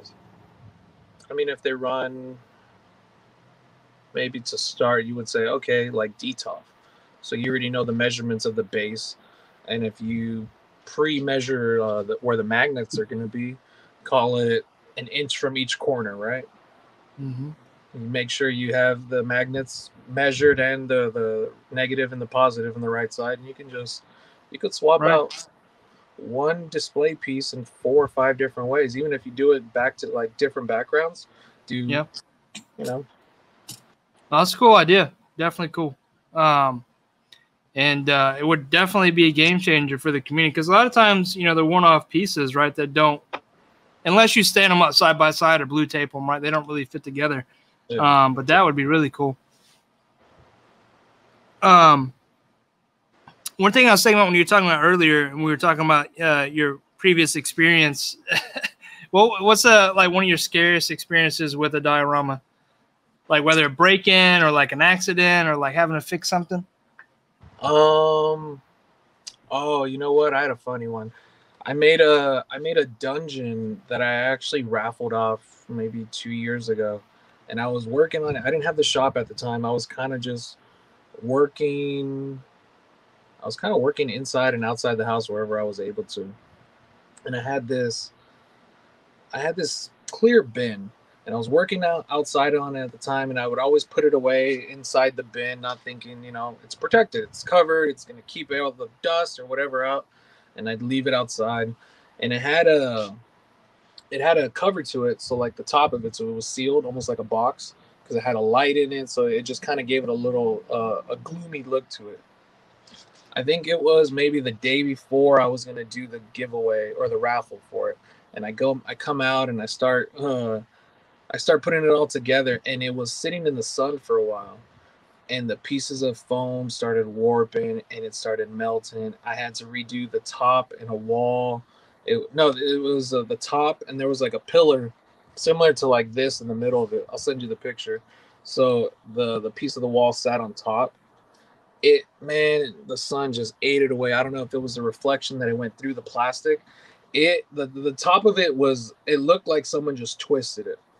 And it was 2 days before the raffle, and I'm over here just like, I had to redo the pillar, I had to redo like the paint, and just kind of, it was a thing. Luckily, I was able to fix it, but yeah, I definitely learned my lesson to keep it all in a somewhat cool environment. You know, don't leave it out in the sun, because even I mean that I use what is it, like a glue gun or foam glue. Even that, man, sitting in the sun for a little bit, it starts warping, and the foam. Well, yeah, hot glue will heat up, especially low temp. Yeah. I had a similar. Oh, sorry. No, that was like an oh fuck moment. Yeah, and it was just because it was one of those things I didn't want to be like, all right, guys, sorry, it's not ready yet, because you know, if you collect money for a raffle, I don't want to be that person that's like, oh, it's not ready yet. And it was literally something that I had messed up on, and I needed to make sure that it was completely acceptable to my standards to send back out. But you know, again, don't leave your stuff in plastic containers in the sun, guys. Don't do it. Don't leave it in the sun in general. Yeah, no. Yeah, I was going to say earlier, like I do a lot of 3D printing with PLA, and I left some stuff out to dry in the sun after painting it. There was a bunch of windows for that X mansion I did last year. Dude, I was probably a week straight of printing windows. Half of them were ruined because the PLA got up to temperature in the sun and just warped to shit. And that's a lot of print time. That's a lot of print time. What's an average window print? Like it all depends. Yeah, it all depends on how fine you're printing it. But I was printing them at a high quality, so they were running. The typical window was probably about 2.5 hours, and that particular building had 35 windows, but some were ranging, you know, much bigger, some were much smaller. So yeah, it was kind of stressful.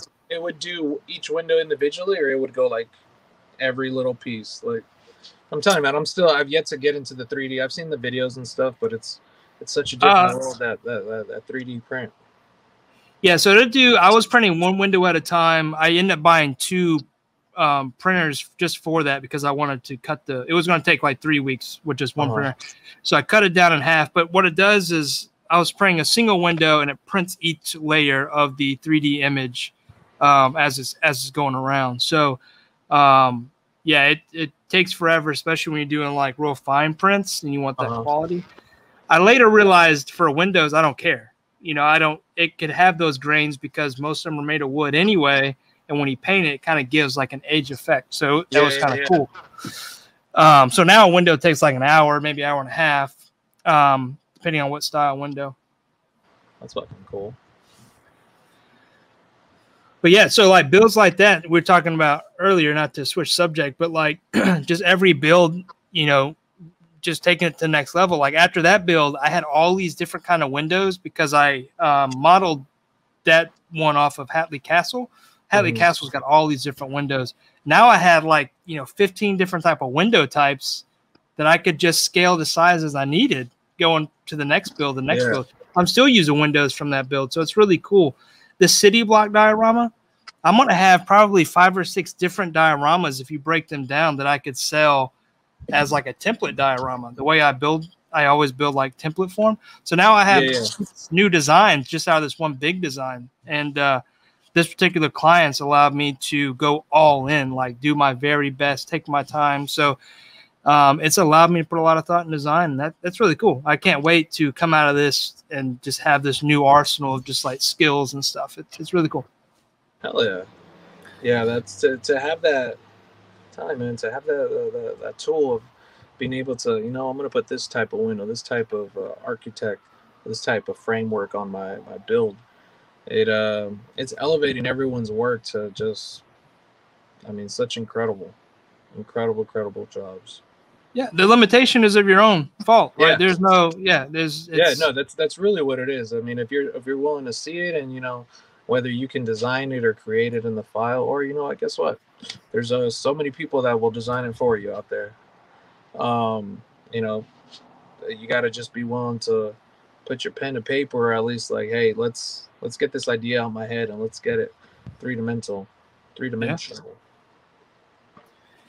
But yeah, there's people that reach out now, like that see like the doors I make or the windows, or just like the fact that I have, you know, certain tools. Hey, can you make this for me? And I'm like, yeah, give me a second, and I'll go make it and just send it to them. So it's cool that I can do that too, help support the community in a different way. So I'm hoping to take some things like that into Etsy, like Star Wars doors and windows or whatever, and kind of sell those for, you know, other diorama makers that may not have access to those particular tools.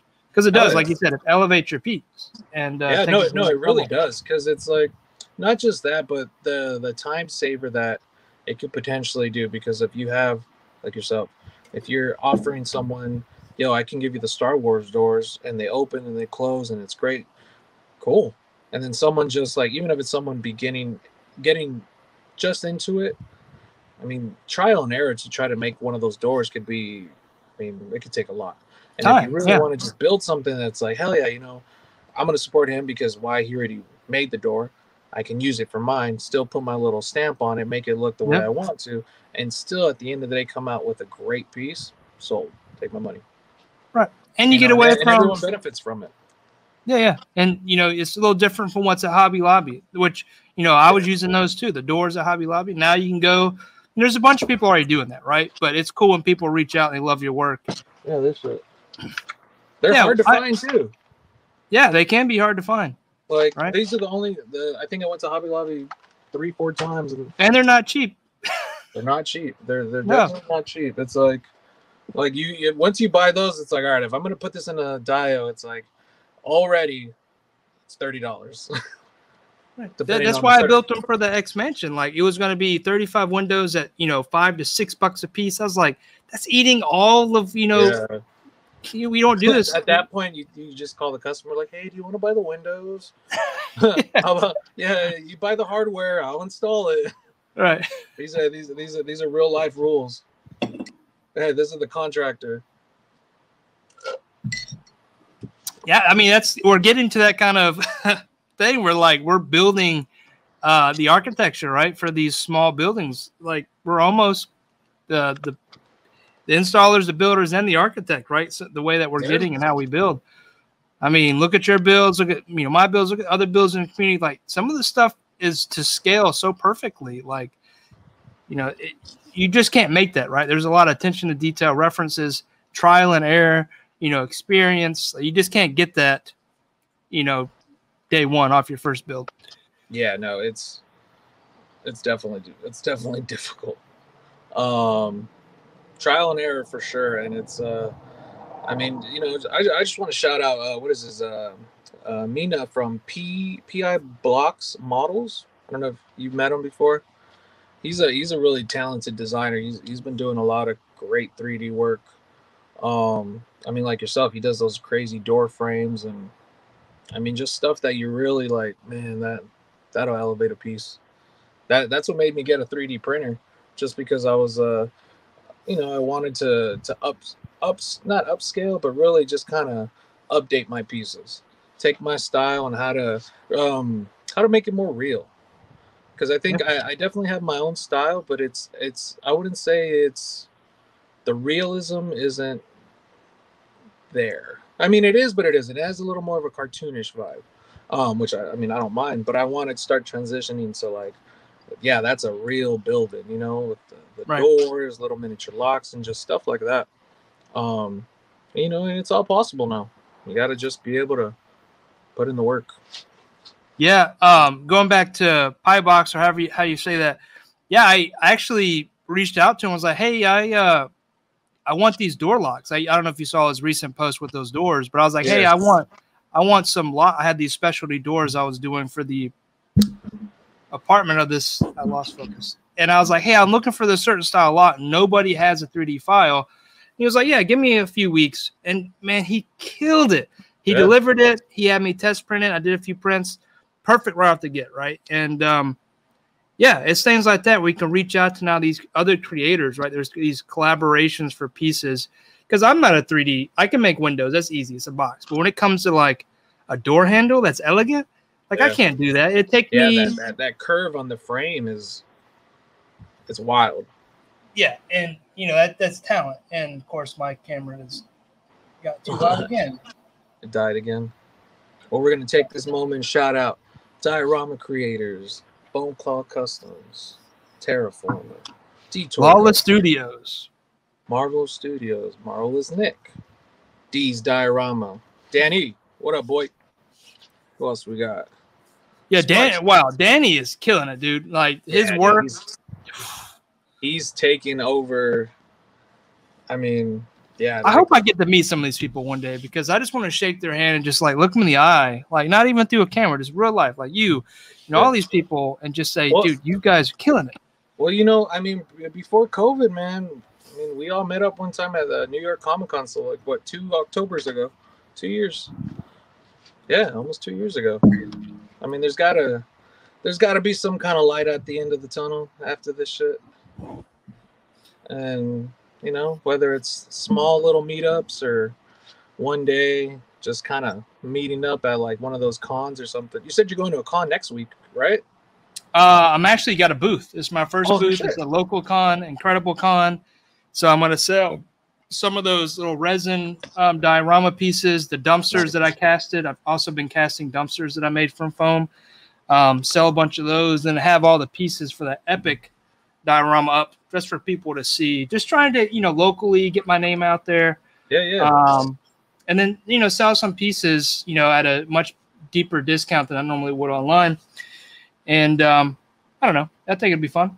Yeah. COVID restrictions kind of suck, so I don't think you will get the traffic you would normally get, but it'll still be a cool experience. You got to start somewhere. So yeah, you got to get, it's like guerrilla marketing, man. You got to just get out there, talking to people looking at your stuff. That's always good.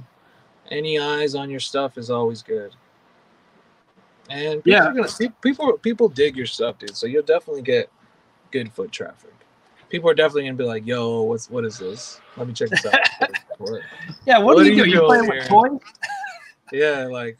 Yeah, you're at a Comic-Con, dude. Yeah. Yeah, I'm gonna also take some of these. I've been making some wired capes too, so I'm gonna have some figures up here for those. Here's one of the newer ones for Skeletor I did. Come on, focus. Damn, dude. So I think that'll be dope. Hopefully try to sell some of those. But yeah, dude, that laser just like opened the door to a bunch of like, I can cut. I've been cutting everything I can cut. And just like, oh, now that I can cut this perfect, let me try to do this. And, you know. What machine is it? It is a Boss laser. It is the, I'm looking over now, the 1420, LS 1420. Boss laser 1420. Damn. Yeah. It's a dope machine. It's very intuitive with the software it comes with. It is got some size and requires some exhausting because of fumes from, you know, obviously it's a laser burning material. But it's a game changer. Like I can have a thought on my lunch break, come out here, design it real quick in the software and have it in hand, you know, in 20 minutes and then be putting it in my model. So with a set of calipers, you know, piece of material and that laser, I can come up with anything within an hour. Yeah. So it is a game changer. Hold on 1 second. Yeah, sure. I didn't know you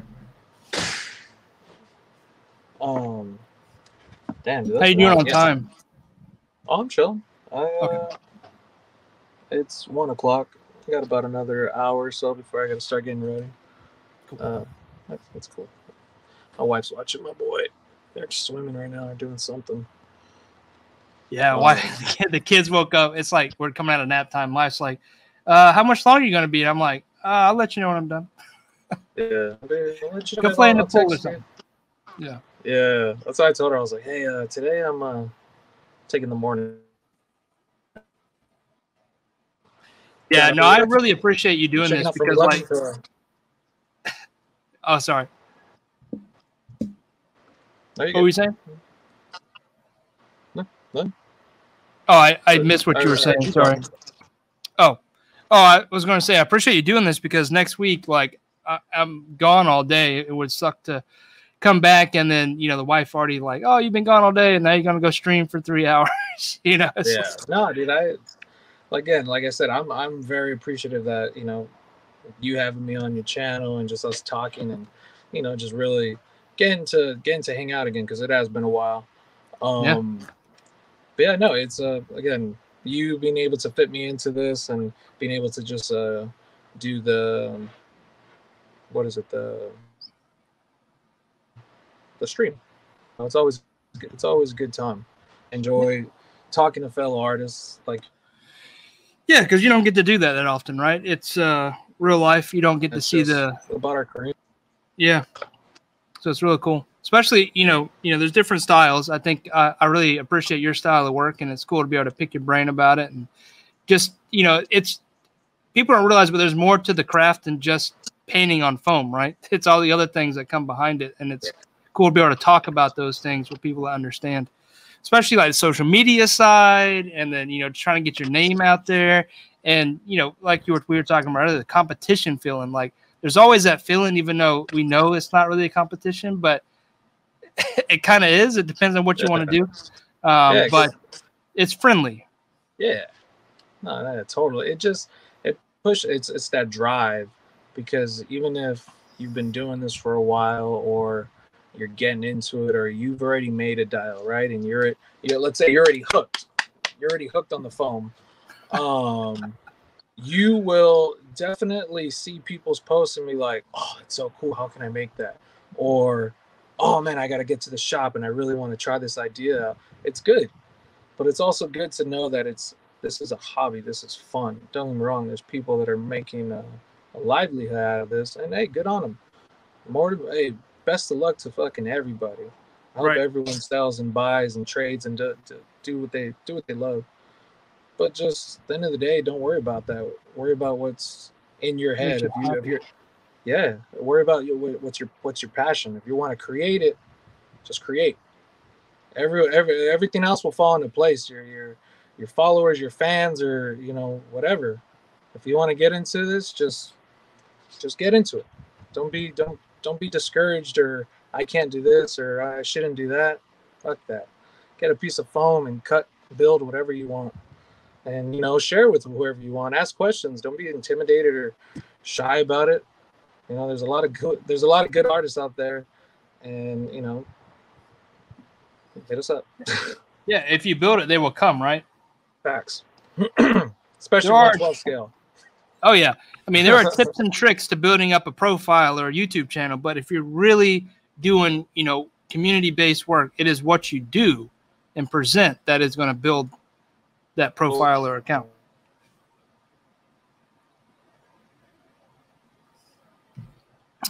Your face is froze on this beautiful like smile. You're just like super cheesed. There we go. Super happy. That's going to be the thumbnail for this. You hear me?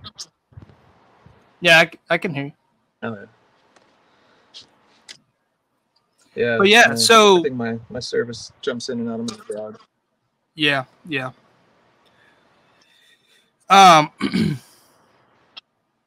So we talked about this one time. You were hitting on earlier how you were considering trying to do this as, you know, maybe a full-time thing. Are you still pursuing that, or you just like it as a hobby? Still pursuing it. I'm actively trying to work on a portfolio. I got my website up. Now I think it comes down to the really taking proper pictures of finished work, really dedicating like, okay, I'm going to build something for me because I want this to, it's not for a commission. It's not because I'm trying to make extra money this month. You know, I want to build a series of pieces of art that I can almost show this is what I do. And this is what I'm going to potentially photograph for my portfolio and stuff that I can actually go into, you know, potential interviews, potential companies that like, you know, hey, my name is Adrian. This is what I've been doing on my own, you know, self-taught for X amount of years. And I would like to get into this. You know, that's something for sure I would love to potentially one day get into that. Whether it's building sets or just kind of working on them, you know, anything. But to have that aspect of, yeah, you see that crazy rock wall, you know, that so-and-so climbed on or whatever, you know, 10 years from now, if they reboot some kind of Star Wars movie, yeah, I was on that. Like I built that off Tatooine HUD or whatever it is. That would be, right. That would be super cool. You know, or like that, like you said, that alleyway in the Mando scene. Somehow later in life that I was able to transition what I know throughout the years of my knowledge in the construction industry and just like the art industry. If I could put both of those worlds into one career, oh man, that's the goal. But you know, it's not going to happen overnight. You gotta be able to put yourself out there.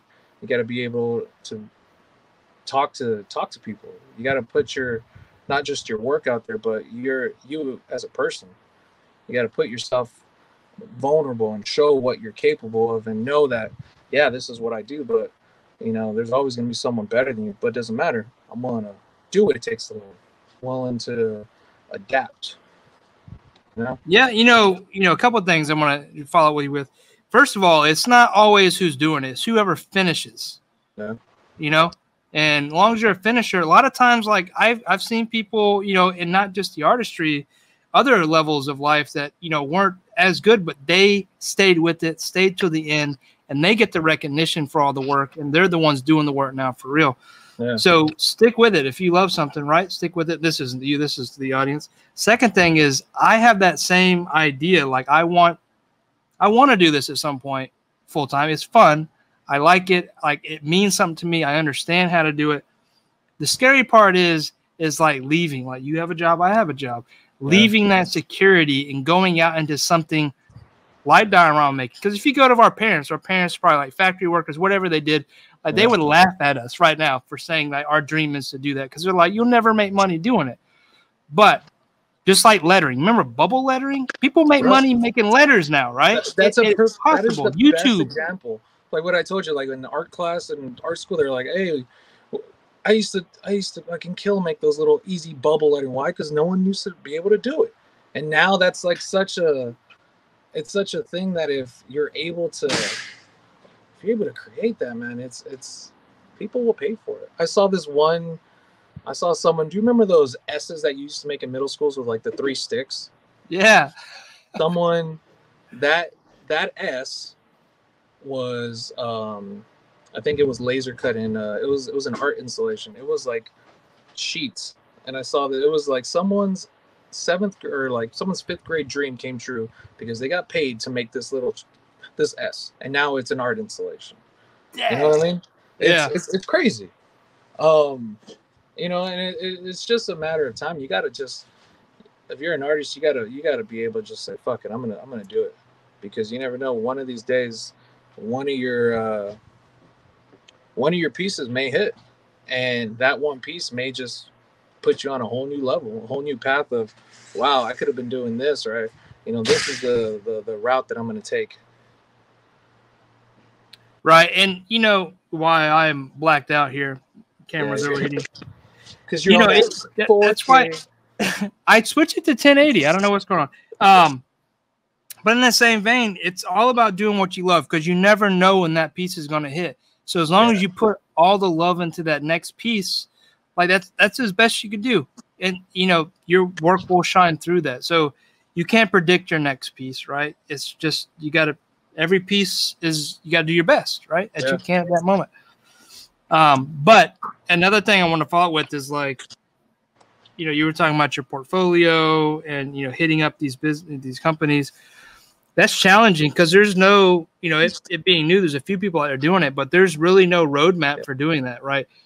There's not like, you know, someone's posted a flyer on Indeed and you submit a resume, right?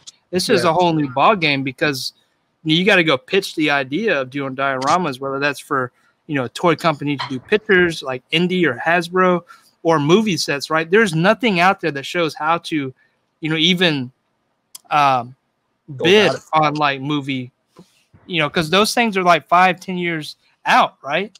Movie and production it's a lot of who you know, I think. I mean, don't get me wrong, I think having a great degree in the arts or whatever it is definitely can help, but I think truthfully it's who you know, and if you have the talent, man, ding ding, it's that one person, you know what, I'm gonna give this guy a shot.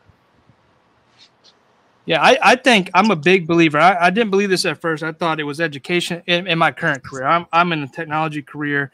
Like, I'm a part of a software development team, and I manage infrastructure, IT infrastructure.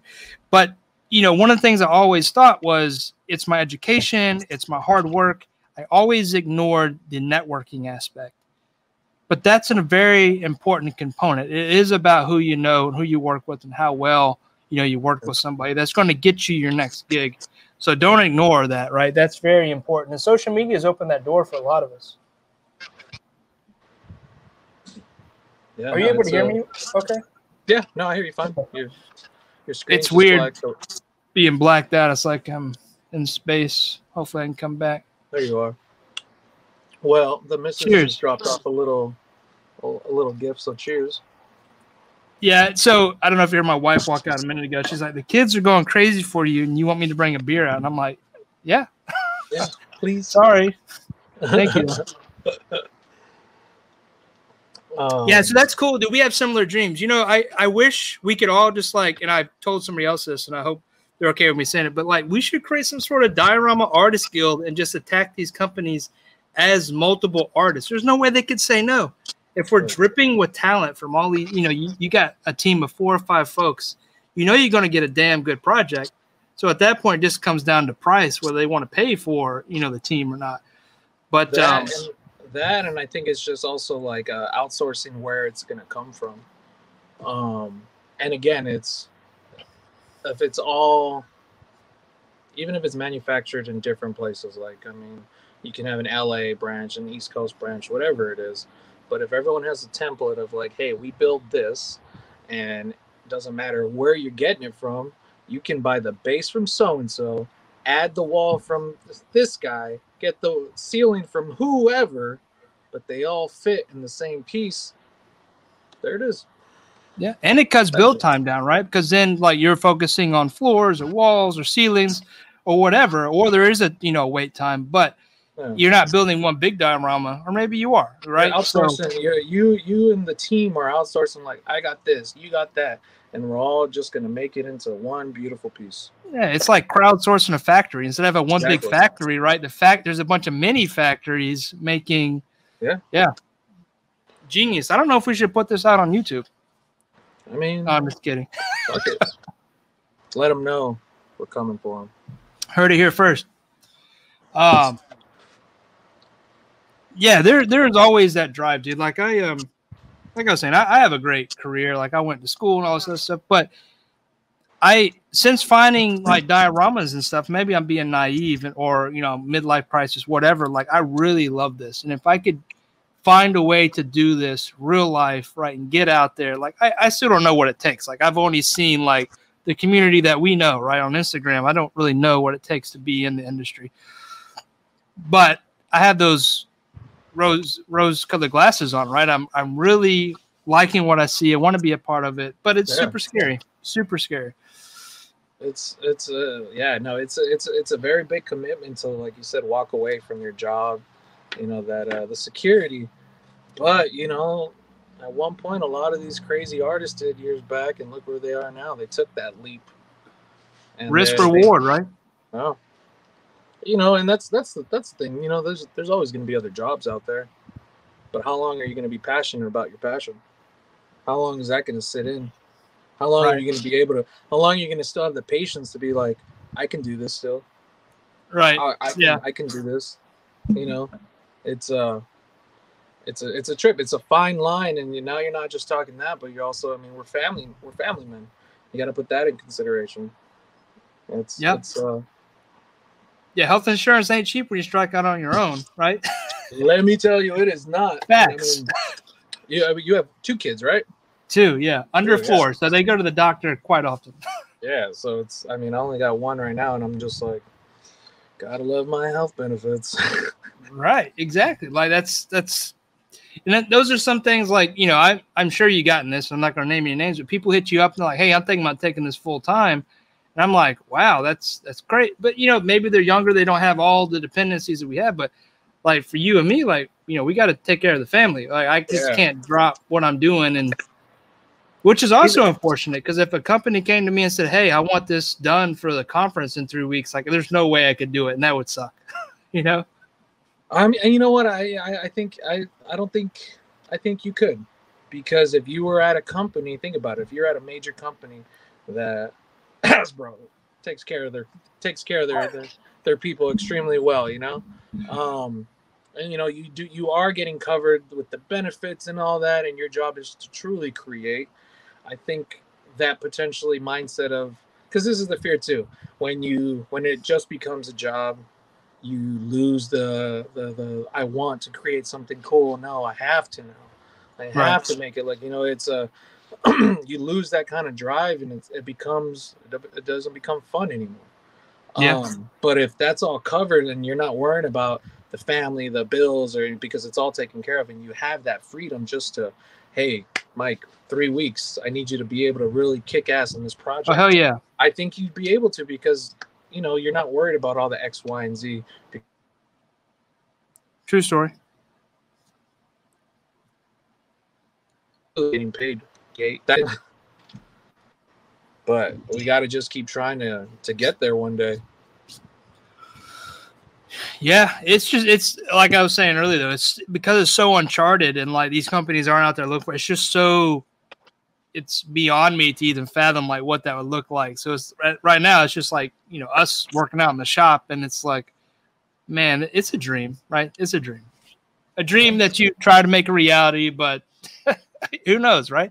It's like being an actor. Like not all of them make it, right? But the good ones that do are really good. So that's what you aim to do, is just do your best, learn, keep going.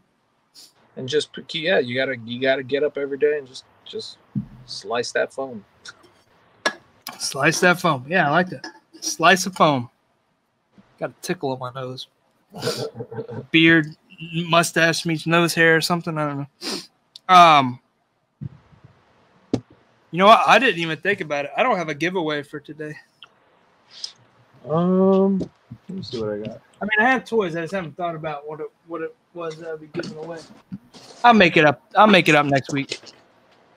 You know, I think I could do I got a couple towers I can do. Really? I got a set of towers. Those are dope. How you want to do it? I don't know. What do you we could do a raffle, we could do a pick, we could do or not a raffle, a spin. Spinny wheel? Yeah. Well, so the spinny wheel would have to, like, we'd have to get people to participate. So we could do a post. Yeah, we could do it. Look, well, so I've actually been doing, I've been up for a giveaway for a while for my 3K. And I'm actually just putting that together. So I was actually going to do a 2-piece, a ruin and a graffiti set, like a mini wall. So, I mean, we can get that together. I mean, we're going to promote it now. There's going to be a giveaway. There we go. Yeah. We'll just do that. There it is. So call it, what's today? Saturday. Call it Monday. Monday morning. We'll get a post together. I'll add in 2 pillars and a graffiti something, whether it's a wall, a tower, something in that realm that we can add to a cityscape. Okay. There we go. There it is. And then drawing will be next Saturday. Yeah, we'll do that next Saturday. All right. Sounds good to me. Look at that. Look how easy that was. Yeah. Not stressful at all. There we go. Not at all. Shoot from the hip, just like the Cowboys did. Pew pew. Yeah. Yeah, I want to show you this. So this is. Yeah, let's see. I saw some work on your bench. You did a post earlier. I'm wanting to see some of that.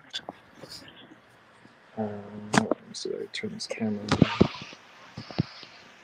Oh, let me make you big too. Hold on. Let's see.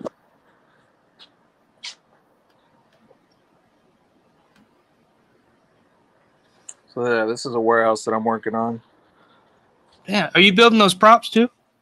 So this prop was made by Sage. I bought maybe like 4 years ago.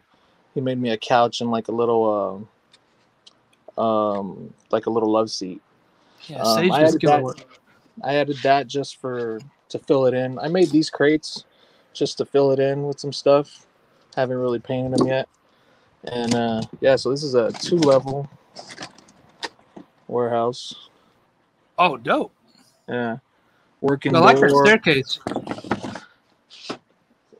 The working. Oh, that was supposed to hold better, but. Of course, That side is dope. Dang, that is clean. Yeah, I still got to add a few more details to it. And then I got to finish the staircase. That would sit right here. Wow. So yeah, That's like dope. this piece, I started it just for myself. And it was one of those things like I wanted to build a cityscape. Excuse the mess. I wanted to build like a cityscape. So that was like the first warehouse. All these other little cityscapes right here. These little pieces. I kind of built. This one was definitely inspired by, what was it, Mario, the 796. It was like a week build, and I built that. And I just love being able to get down on a wall. Are you making up these tags? Because these are all dope. I love them. So this is an artist from LA. This guy, that's mine. This is, I found online. A couple of these are online.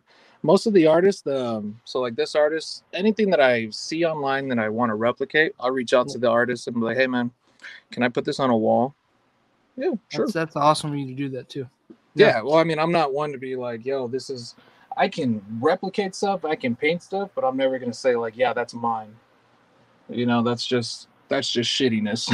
Right. Yeah. Stealing people's work is like, I can't be doing that. Giving credit to where credit's due. Like this dude, I followed him for, I think it's Kache. He's an LA-based artist. I mean, I can say I followed him since I was maybe like in high school. Oh, and damn. it's just, he has this. It's a cool little chicken that he just. I don't know. It's just a cool character that I've always liked. Robots Will Kill is another great one from New York. Yeah, just I love graffiti. And then I got some towers over here. I got a small little Yeah, dude, those are dope. piece. Normally it's magnetized, but I made this piece for like the little pop-up sale I have. So a lot of this stuff, like I said, I do commission work, but for example, these pieces, I just made them so I can have some table toppers for like the venue or like the show that I come out in. So I mean, they're all available. I just like to be able to like show what I build, because I did, like I said, I like to do cityscapes and I like to do ruins. So that's kind of like my go-to. It's dope. It's all great work, dude. I love it. I love the color that pops from the graffiti. Like I said, I mean, you're a talented, very talented individual. Thanks, man. Yeah, and you know, it's all about making them somewhat. So, for example, let's do.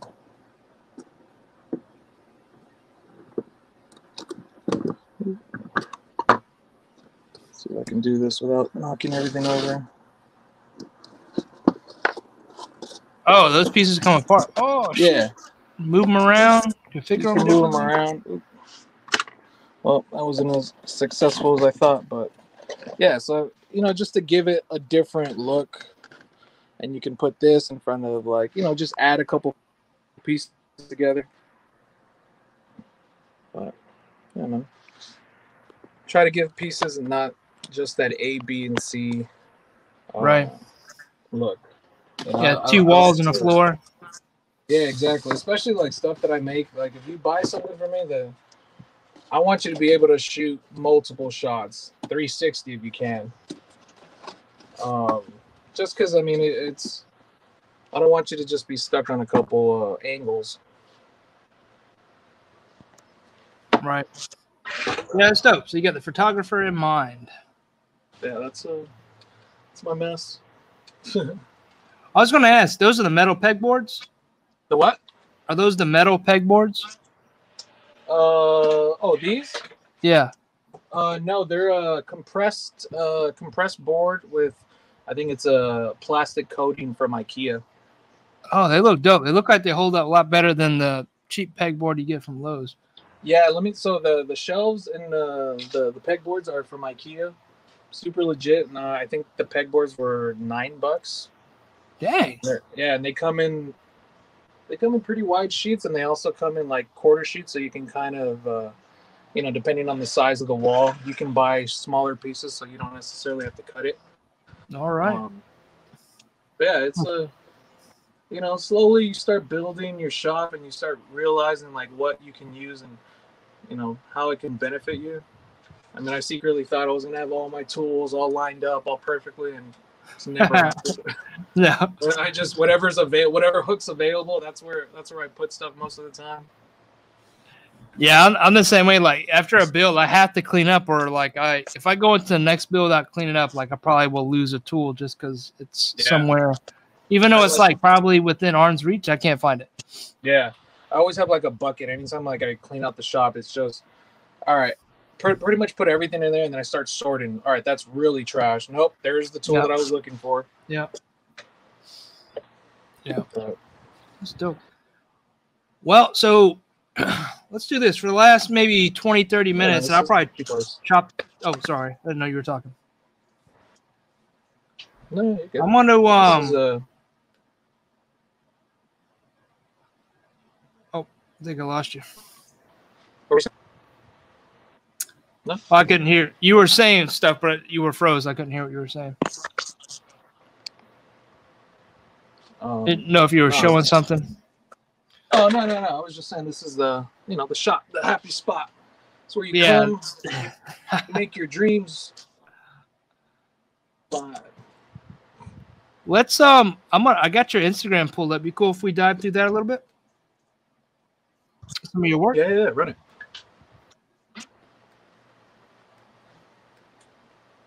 All right, just make sure we can see that. There we go. There we go. That guy custom. All right. Are these the meetups you were talking about?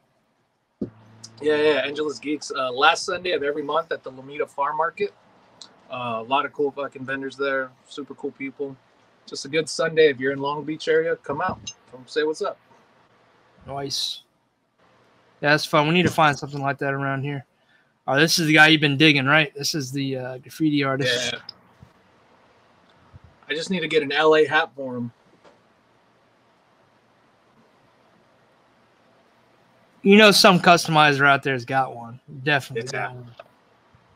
That and my buddy made some low top Vans for him, so I can't wait to. Oh, I gotta drill out the peg hole for him. Oh, here's your Yeah, half see, fillers. those are the updated version of the columns, so you're able to like break them so that they don't look as perfect. You were talking about your realism, dude. I think that piece looks real. Thanks. It was I think 3 years of working with a stonemason for that. It's a beautiful piece. Thanks, man. So yeah, every every last month or last weekend of the month? The last Sunday of every month, it's a farmer's market located in Lomita, like Long Beach area. It's pretty cool. It's like from 10 to 2. Everything. Do you still have this piece? No, I actually sold that piece to my my buddy Oscar. That was one of the original graffiti walls that I like made, and so I had made that. It was an actual diorama that it was like I was able to put bikes and it had 2 walls on the side. It was almost like a clubhouse. Well, a couple years back, I was coming out in some art shows, and I wanted to incorporate the miniaturisms that I do, like the miniature graffiti walls and the art, into the art shows. So what I did is I took that wall out, since it's magnetized, and I pretty much made a box for it, like a shadow box. Yeah. Made a miniature little sidewalk, and I actually I framed it out. So when I was coming out in these art shows, I would just pull little walls from like the graffiti, or I'd pull the walls from like the dioramas, and I'd put them in the case. So I would have cased out miniature graffiti walls. And yeah, I actually sold that one a couple weeks out. Dang, that's dope looking, dude. Love it. Love it. Love it. Like I said, your graffiti artist, or your graffiti work just stands out to me. Yeah, that's Terraformer's Jersey style column, or the barrier. I'm sorry. These things are great. See, I love just stonework. Yeah, I like that, the floor pattern too. That's dope.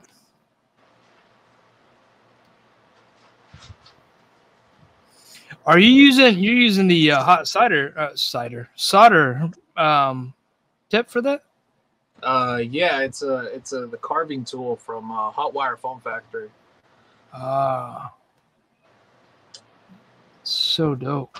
Yeah, so all that, like the archway and the floor, all that is just kind of like I draw it out, and then I just freehand it. Like it's almost, it kind of has like a tattoo vibe to it. You know what I mean? It has like a fat brace to it. Yeah. Hold on.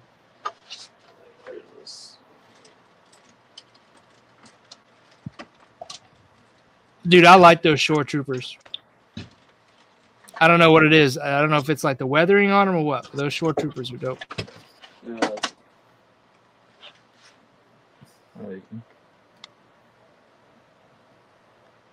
You see? Oh, there we go. Okay. Yeah, legit company, Hot Wire Foam Factory. If you guys aren't checking them out, I mean, you can get your basic hand carving tools or your sculpting tools. They got a lot of cool stuff.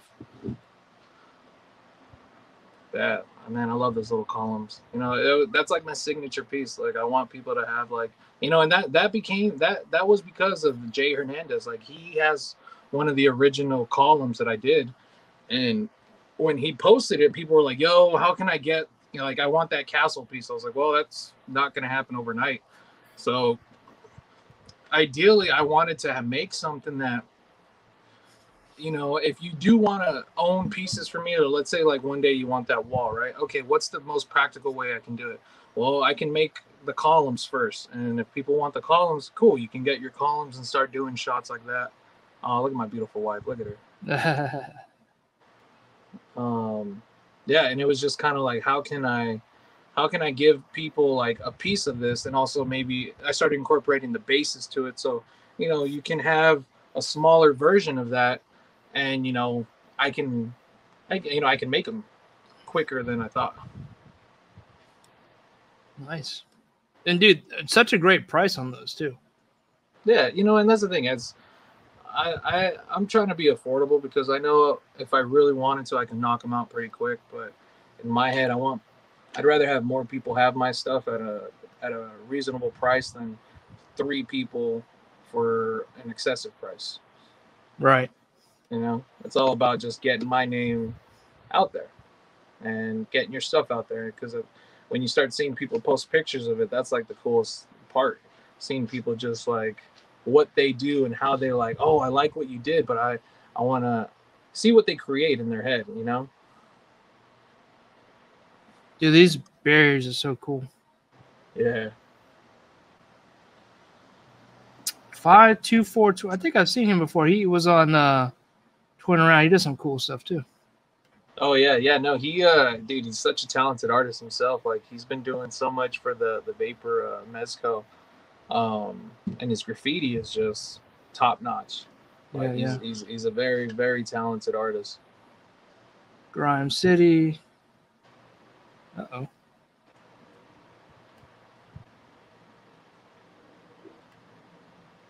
Okay. I don't know what happened there.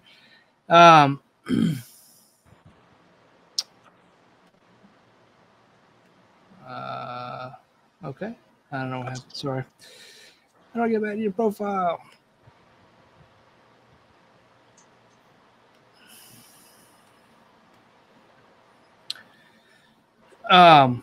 Cool. There's some more shots. Yeah, the Vader. Is this that same meetup? Yeah, so that's the outdoor event. You know, it's a pretty big space. I think there's about 100 vendors. Oh wow. Yeah, it's a pretty good day just to hang out.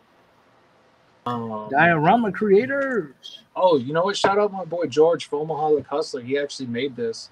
Hope you're doing well, Georgie. You know, another very talented artist that, I mean, his realism is pretty astonishing. Oh, dude, yeah. Some of the stuff he's been putting out lately is all the stuff's good, but the recent stuff, dude, just next level. Yeah, he's a cool dude, my buddy.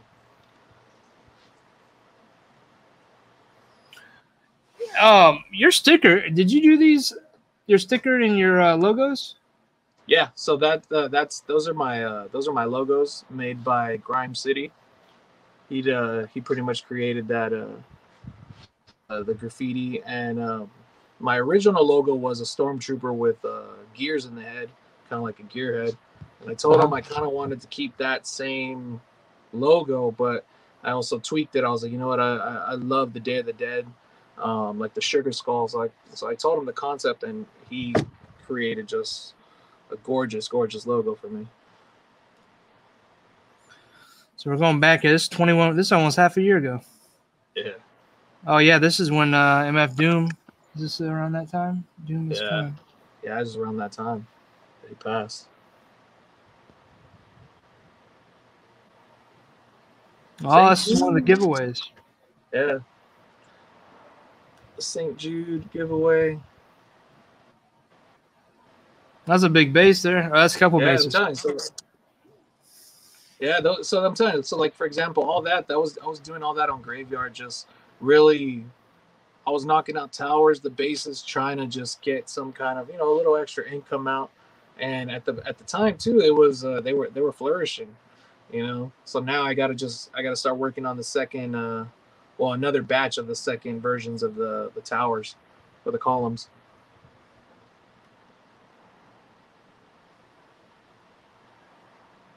Oh, yeah, this was the Dio challenge. Yeah, that's the one I have right here. That's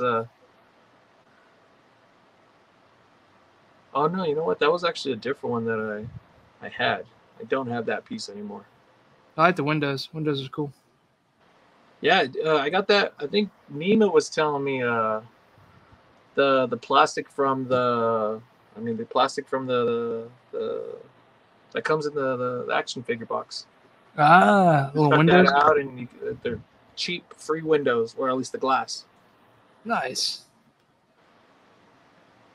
Yeah, I love that sign too. That's so dope. FedEx. Yeah, I gotta get a bigger banner made one of these days. But it's it's I cool. think it's so cool you're part of these swaps and community, like out there with these booths. That's so cool. Yeah, it was a blessing. It really was. Thank you, Alex from Ageless Geeks, for giving me a spot there and just to hang out, because I meet a lot of cool people. A lot of very talented people that they just show up and they love to just share their art, share what they create, and it's a fun day just to kind of hang out and shoot the shit with fellow nerds and get to come home with some new stuff and trade some stuff for it, or just support other people's work.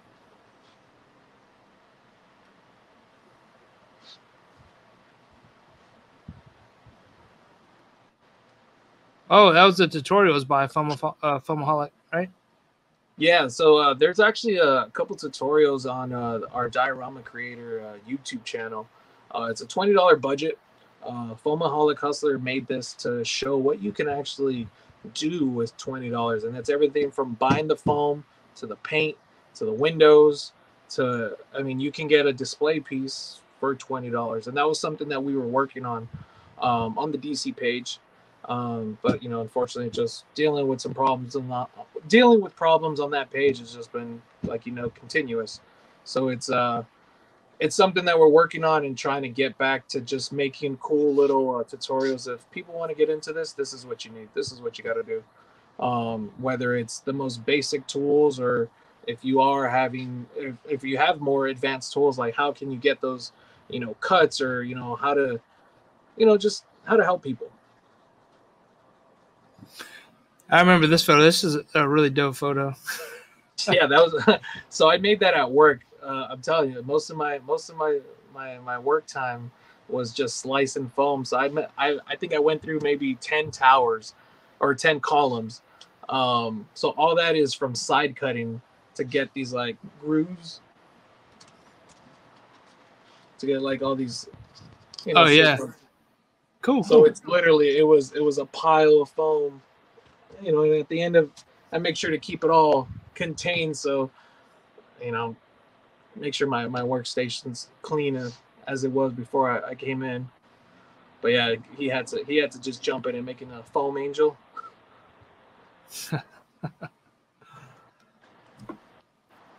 But, all right, dude. Well, appreciate you letting me go through yeah, your Instagram. That's probably like the most recent half year's worth of stuff, right? Yeah, again, I gotta start posting more. I got a few more items, like even these pieces, the graffiti ones that I showed you. I've yet to really post pictures of them, just because I don't know. I think I'm being kind of selfish, and I'm holding on to them because I've yet to really play with them and take some photos. So Right. They're sitting there, they're there, but I'm not really pushing to get them out because I want to build that giant city. Dude, you got one there. You got 3 buildings. But so you meeting up for the photo meetup, whatever? This we're trying to set one up potentially next week with a couple buddies that are just happen to be available. I'm off Saturday. See what so hopefully some pictures. Yeah, hopefully some pictures. That's the plan. Is to bring a dio and just kind of hang out, whether it's at my place, the park, or wherever. Yeah, because definitely need a photo sesh. I'm sitting on too many toys that are sitting in buckets and not getting posed. Right. Yeah. That's crazy. Yeah, every what was it, first Thursday of the month, I take a box of toys because I do the unboxing with the enablers over on Toy and Around's channel. I'm like, where do I keep coming up with these toys? I don't have anywhere to put them. Like, and I don't ever see them again. I need to start taking pictures too. Yeah. Like it's ridiculous. Well, you know, I think that should be a challenge too. Like fucking for all the dio people, like, yeah, don't just build it, shoot it. Right. I'm gonna start that hashtag. Don't shoot it, build. Don't just shoot it, build it. There you go. We forget that shit. Right. Yeah. We get caught up in, you know, the build and the next build. You get caught up in the, all right, it's done. All right, bye, buddy. See you later. Off to your new home. Bye, Felicia. Yeah. Bye, Felicia, for sure. Yeah. Yeah. Well, I tell you what. Let's. We'll stop the recording there, or whatever. But we'll say our goodbyes here, and then we'll just talk a little bit more. But, dude, thank you so much for taking the time. Of course, right then the video wants to go out. I gotta get this camera. I just bought this camera too. That ain't cheap. Yeah, dude, no worries. No, dude, thank you, Mike, for having me on. I really appreciate it. And just kind of, you know, getting to know each other a lot more. And I'm looking definitely for the future so we can hang out and collab on some stuff, dude. Like I said, now that I'm on this side of time, I think it'd be a lot easier for me to get in touch with people and at least what's going on. Because let me tell you, a lot of your enabler shows and stuff, even Jay Hernandez, like, I never catch those things live because I was always sleeping during the day or sleeping when you guys were all live. So now I'm finally like, all right, what's going on Thursdays and Fridays? And let's go. Who am I catching what and where? All right. Yeah. Well, that's dope, dude. And, you know, like I said, your work is killer. Got a lot of respect. Admire your work. Like what you're doing with the community, diorama creators. Like, definitely somebody, at least from diorama creators, every season I do this, I want one of you guys on because just have a lot of love and respect for you guys and what you do for the community. So, thank you. Yeah. But this is the first recording. So, guys, sorry this isn't live, but it's just as good, I promise. And for the giveaway, we'll announce it today as you're watching this. But with that said, I think that's it. That'll be it, gentlemen. Ladies. Bye. Later, guys. Happy building.